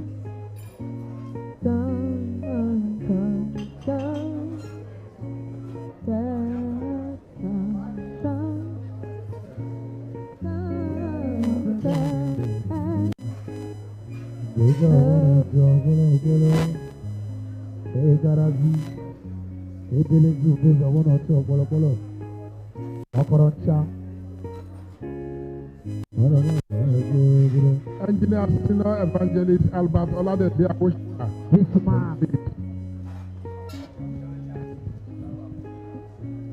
First Ondo-born senior road engineer in the defunct Public Works Department, Nigeria, now Ministries of Work. Established the first celestial... Okay, I'll start all over. Engineer, senior evangelist Albert Oladende Awosika, 1908 to 1972. Son of High Chief Shashere Akin Rinola Awosika. First Ondo-born senior road engineer in the defunct Public Works Department, PWD, Nigeria, now Ministries of Work. Established the first Celestial Church of Christ, CCC, Omolore Cathedral Church of Ondo Kingdom, 16th February 1969, and facilitated its spread to the other parts of Ondo, Ekiti, Edo, and other states. Thank you very much. A big applause for the family of the engineer, Senior Evangelist Albert Oladende Awosika. Thank you very much. Please be seated. Check. Sound. Ashala 1 1 person. The next is Pa Martins A. Awosika. The family of Awosika A. Awosika.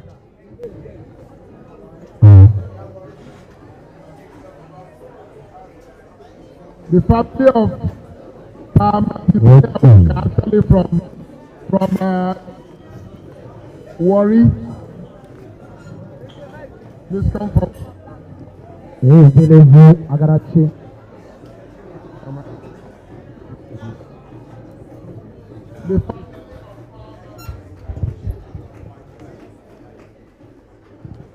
Pa Martins Awosika, born 1908 to 1979, son of Chief Ologbosore Colinus Akinlose Awosika, customary called George Madaru, Ugborodo Escravos, Warri Delta State, 1967 to 1970, secretary to the Gbenebishe Regent during late Guinea-Wa II, 1949, the Olu of Warri, secretary to William Moore, writer for Shekiri in Warri.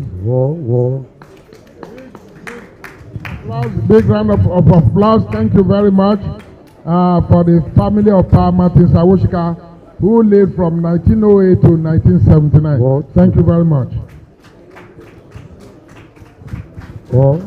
Family of family of Pa Moses Christopher Awosika.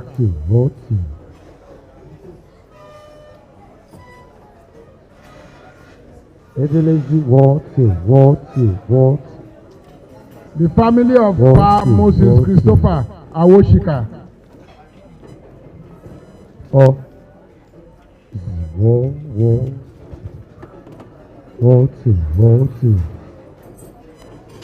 Pa Moses Christopher Awosika, popularly called MC, 1910 to 1979.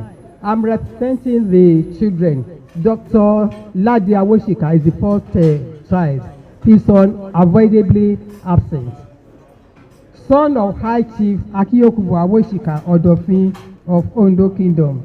Product of St. Andrew's College, Oyo, and University College, South Swansea, UK. Accomplished organist, organ builder, and repairer. Teacher and social welfare expert. First Ondo indigene to be appointed Chief Social Welfare Officer, Ministry of Labour and Social Welfare. First Director of Opportunities Industrialization Center OIC in Lagos for artisanship. Thank you, sir.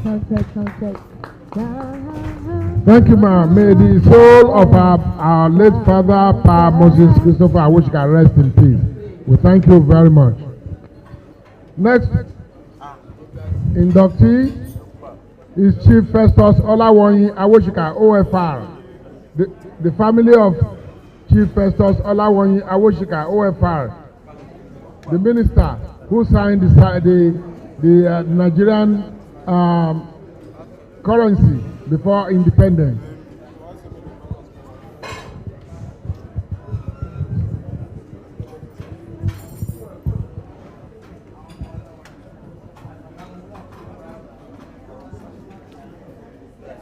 Sorry, one more second.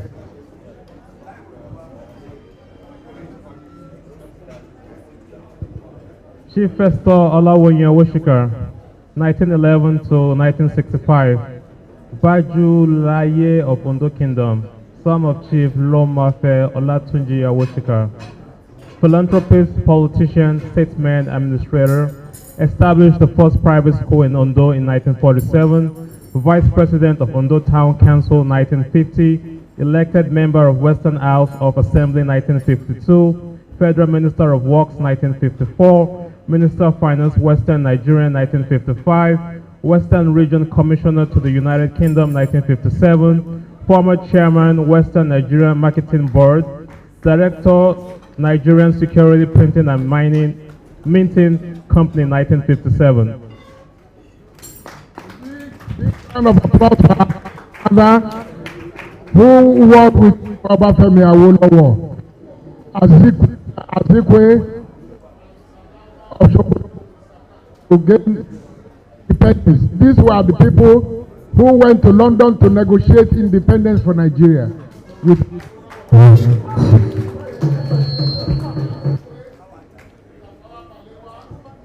And there are pictures that will show that. And when Nigeria was being granted independence in the UK, education, as you all know, Western Nigeria, the first state region to start free primary education. I also enjoyed that. I remember free primary education. We had free food, free clothes, free books, everything free. And if you fail to send your children to school in those days, the policeman will come and arrest you, your father and mother, at that time. So we thank, he's gone now, but his spirit is to rest with us. Next one. Chief John Ojo Akiyode.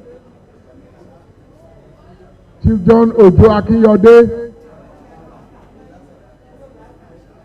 The Lord Dasa of Ondo Kingdom, who lived from 1912 to 1986. They are not here. We go to the next one. Okay, sir. Pap, where?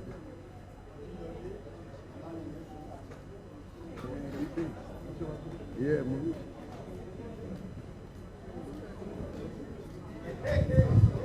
I'm representing the children of Babalo Dasa, Chief John Ojo Akiyode, born in 1912 and died 1986, Lodasa of Ondo Kingdom. Son of Ifanua Akiyode and grandson of Adaja, devoted Christian and supporter of various local organizations and churches. Chairman Association of Stone Blasters, Babalokuta, Gravel and Sand Diggers in Ondo. Former Treasurer, Awosika Family Association, Ondo. Thank you. A big round of applause for our late father, Chief John Ojo Akiyode, 1912 to 1986. Thank you very much. May his soul rest in peace. The next one now is Pa Folabi Awosika. Pa Folabi Awosika.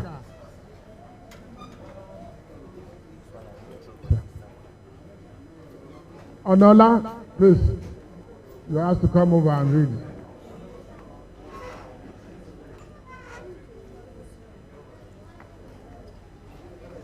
Canon Onola. We'll now read the citation.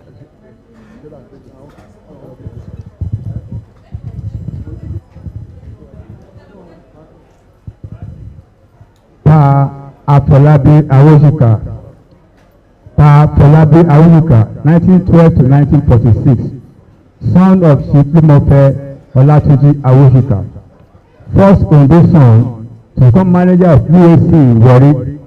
Worked to ensure that UAC Ondo was the headquarters for the Ondo Benin axis.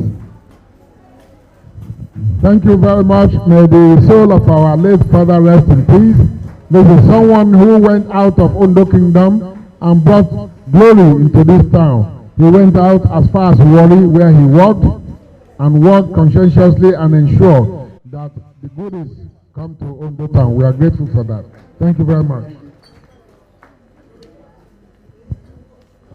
The next inductee is Honorable Chief Akpeno Taiwo Emmanuel Akinwande. Please, the families, please come forward.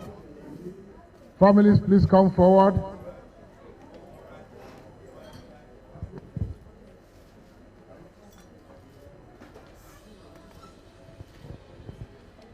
Honorable Chief Akpeno Taiwo Emmanuel Akinwande, 1919 to 2002, grandson of Lisa Sashere Ayotilerewa Awosika, a politician, a chief whip, Ondo State House of Assembly, 1979 to 1983, philosopher and distinguished forester, a ranger, worked for progress of Ayotilerewa Awosika dynasty. Thank you very much, and may the soul of our dear father, Honorable Chief Akpeno Taiwo Emmanuel Akinwande, rest in peace. And he worked conscientiously for the Awosika family, him into the Hall of Fame. Thank you very much.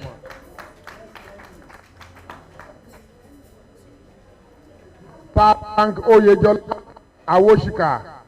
Pa Frank Oyetola Awosika. Please. Frank.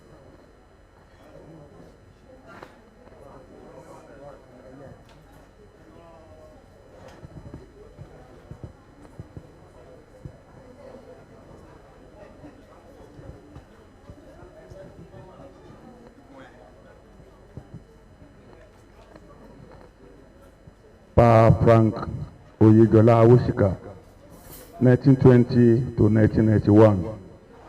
Son of Chief Lumofe Olatunji Awosika, established first day and night photo studio in Ondo, established first local commercial broadcasting in Ondo Province in 1967, founder of Ondo Professional Photographers Association, first Ondo-born life patron of Photographers Association in Western Region. Thank you, sir.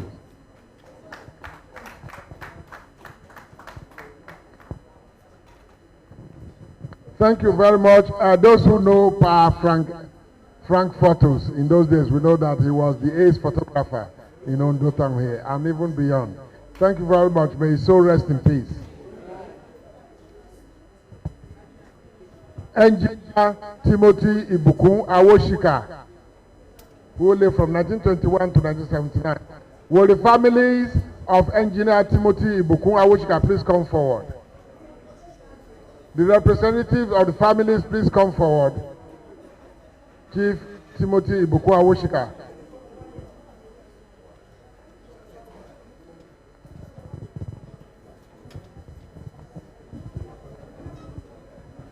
Thank you, ladies and gentlemen. Engineer Timothy Ibukun Awosika, 1921 to 1979. Son of Chief Loboshere Cornelius Akinlose Awosika. Associate and fellow member of an Institute of Mechanical Engineering, London, 1954. Pioneer member and Awosika Family Association, Lagos branch. Associate and fellow member of Institute of Mechanical Engineering, London, 1954. Pioneer member and Awosika Family Association, Lagos branch. First Nigerian head of Nigerian Railway Corporation office in London, 1958 to 1960.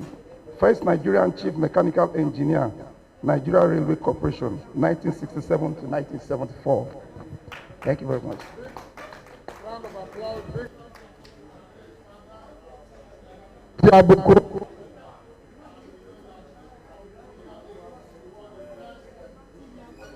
Of Nigeria.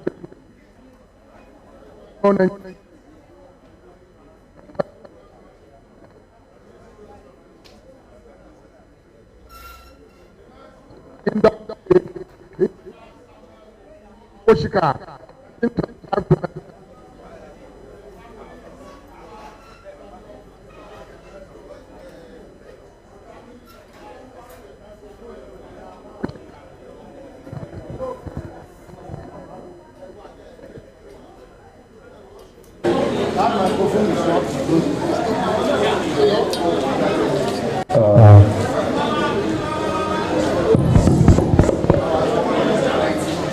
Hello. Hello. Joe.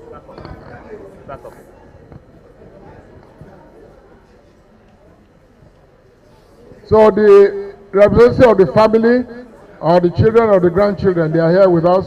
So I'll hand the microphone to the head of the family. Thank you, sir. Good evening. Pa Samuel Kokumo Awosika, 1925 to 1977. Son of High Chief Awosika. First Ondo-born lecturer and chief instructor of the defunct Post and Telecommunications P&T School, Oshodi, Lagos. Founding member of Bishop Adilakun Rowers Memorial Church in Lagos in 1963.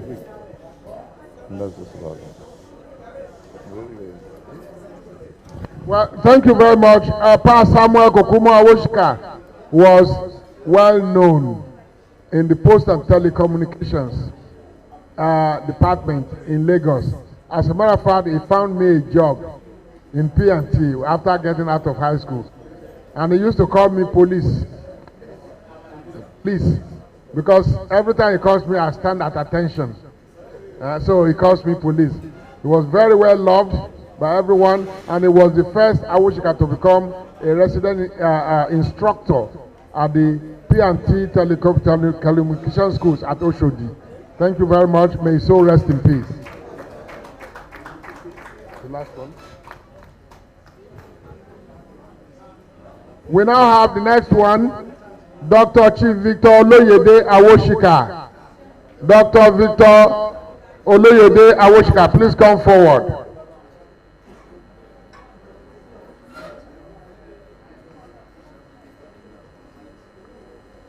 Okay, so we'll give the microphone to read.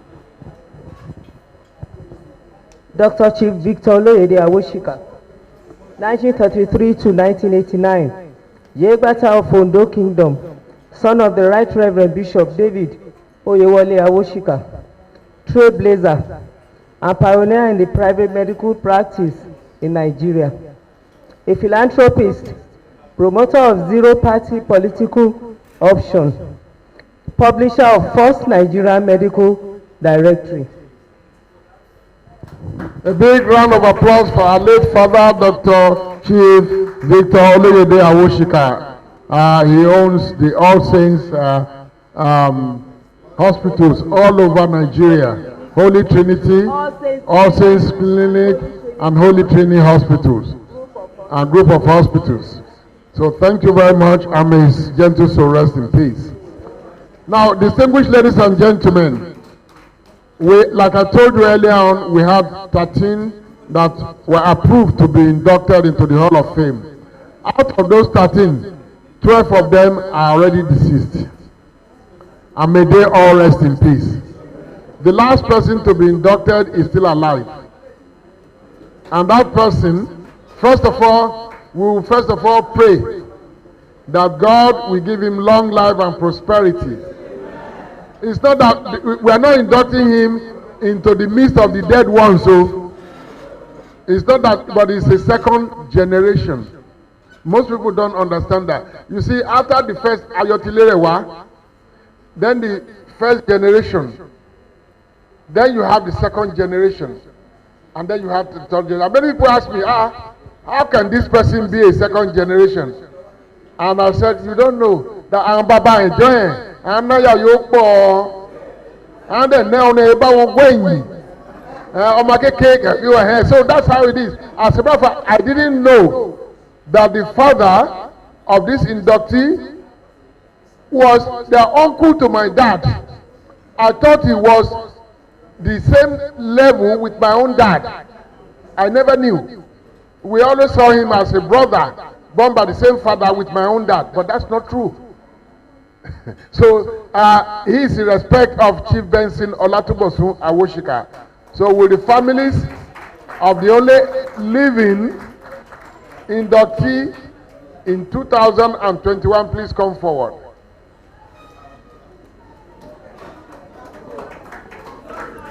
Baba ni Odoshida, the one man, Baba no Odoshida, a great man.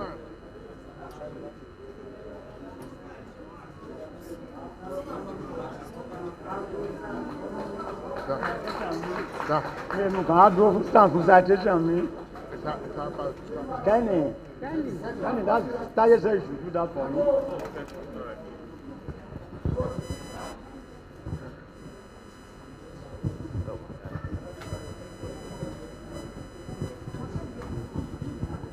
So, the president of the family association in the DMV, DC, Maryland, Virginia, which is the son of Chief Benson here, wants me to stand on his behalf. My name is Kenny, so I guess I'm his twin. So I'm stepping in for him. Chief Benson Olatubosun Awosika, Losare of Ondo Kingdom, son of High Chief Abaja Adaja Olaniyi Awosika, Senior Management Consultant and Head of Financial Management Department, Nigeria Institute of Management, Lagos. National Vice President of Manufacturers Association of Nigeria for 4 years. Vice Chairman and later Chairman, Manufacturers Association of Nigeria, Oyo, Osun, Ondo, and Ekiti branch for 12 years. Managing Director of Aboa Nigeria Limited. Author, History of Awosika, and Chairman, Awosika Museum Building Committee. Thank you, sir. A round of applause for our father, the only living inductee. Give you distinguished men. We have now concluded the reading of the citation of all the inductees. In order to ensure that everything is done orderly, the inductees can now go and unveil the plaques that have been set up in the Hall of Fame. Again, you want to assess about Roberto, right? Good afternoon.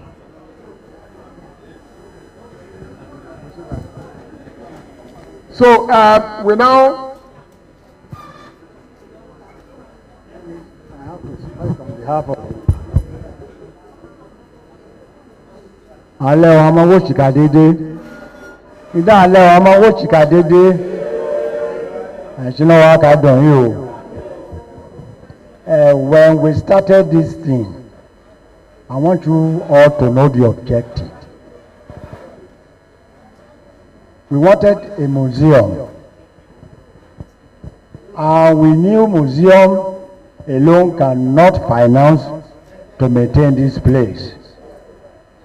So the idea of generating income through a loan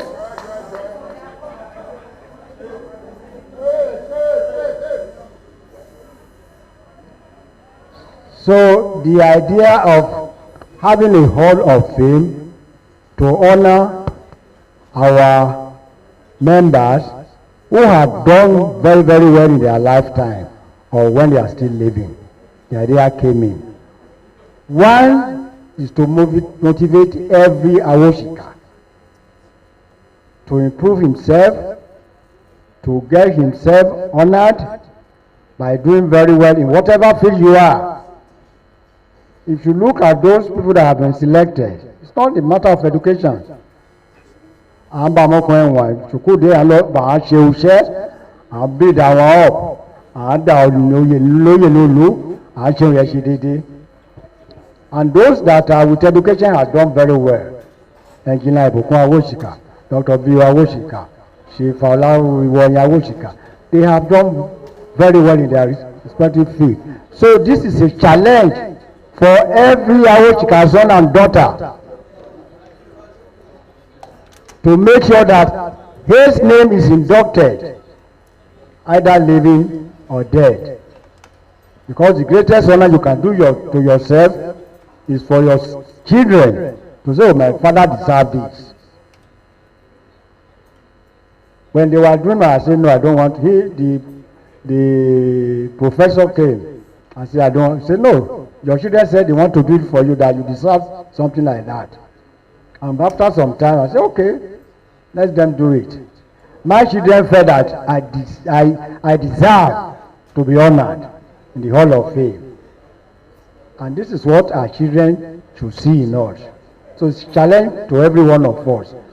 Do well, bring your children up well, so that they will say, the greatest honor you can get is honoring you at your root.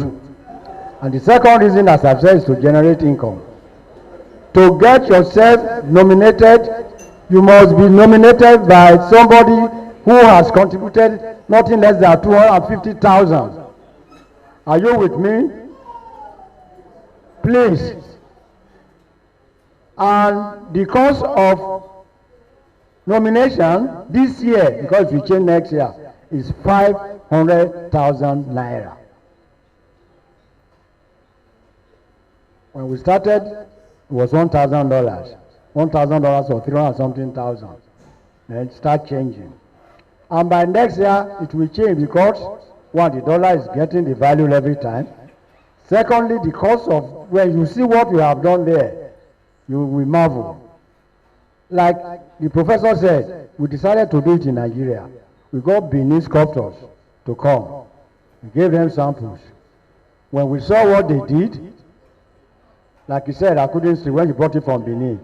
I said, look, they will mess up the whole thing we are doing if we have to present what these people did. So go, that's why I said, okay, let's go back to the people who are talking to in America, and they send samples. And that's, it costs us money, it's about $5,300. So it was a shortage this year. We hope we will recover, but we've done it. So àjọ amọ́ọ̀kàn dídéédé wá amọ́ọ̀kàn fi ẹ̀mí amúgbẹ̀dọ̀ yíbẹ̀ pàápàá àwọn yóò ti those working those yóò ti yáyé nẹ̀ àwọn gbàlagbà ó ti kú wọn tí wọ́n ti tán. That's why they say, okay, the living person must be there. Èso ni okùnù kan fẹ́. Living person must be there so that náà mẹ́ bá rí fi bàmọ́tẹ́ yìí náà lè ṣe kó lọ́n gbàdúrà wọn. So let's all walk down there and start unveiling. Thank you. So we can now move over to the Hall of Fame. The families can now move over to the Hall of Fame. Yes. Sir. Oh yeah? Come on, join us. Please join us. Please, let's walk over to the Hall of Fame and unveil.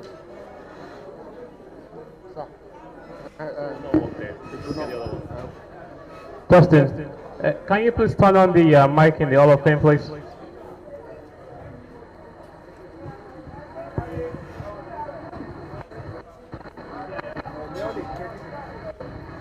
Check.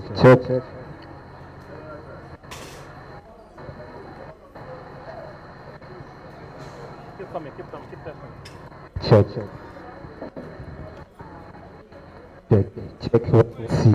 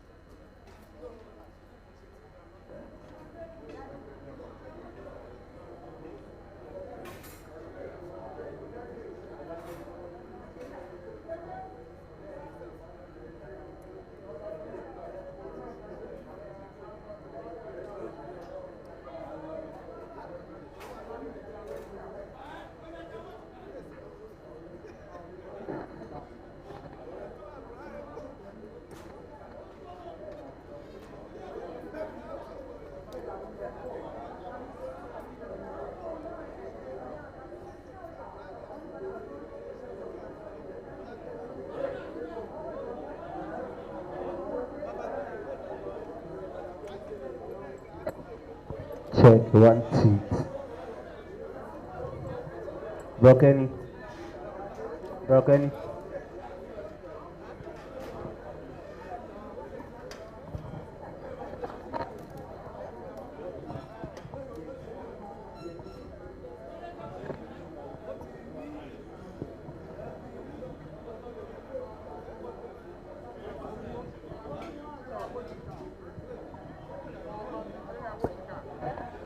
Pa Martins A. Awosika. Oya, Pa Martins A. Awosika.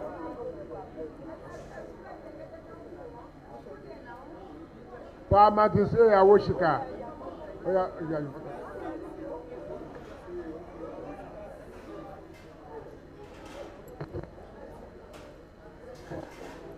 Thank you. Next one. Number 4, Pa Moses Christopher Awosika.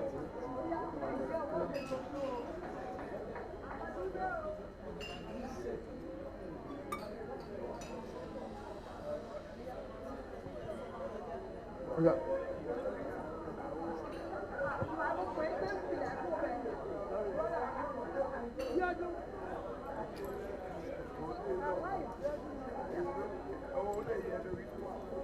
Next one. Chief Festus Olawonyi Awosika. Festus Olawonyi Awosika.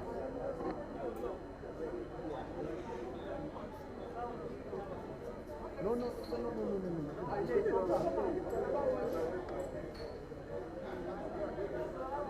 Chief Festus Olawonyi Awosika.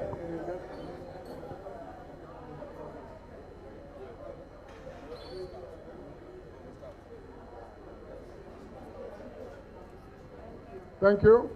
Next one. Chief John Ojo Akinyode.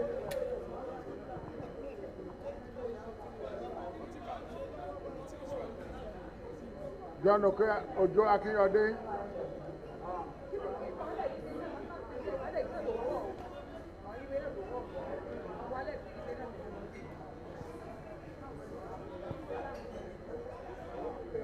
Pa Folabi Awosika. Pa Folabi Awosika.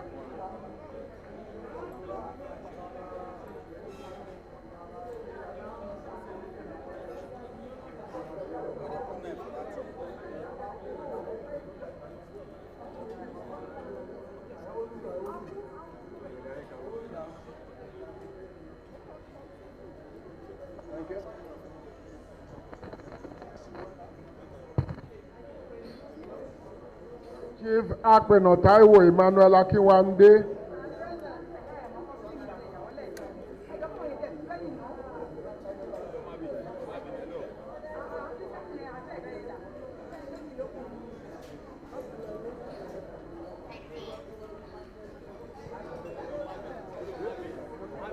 Pa Frank.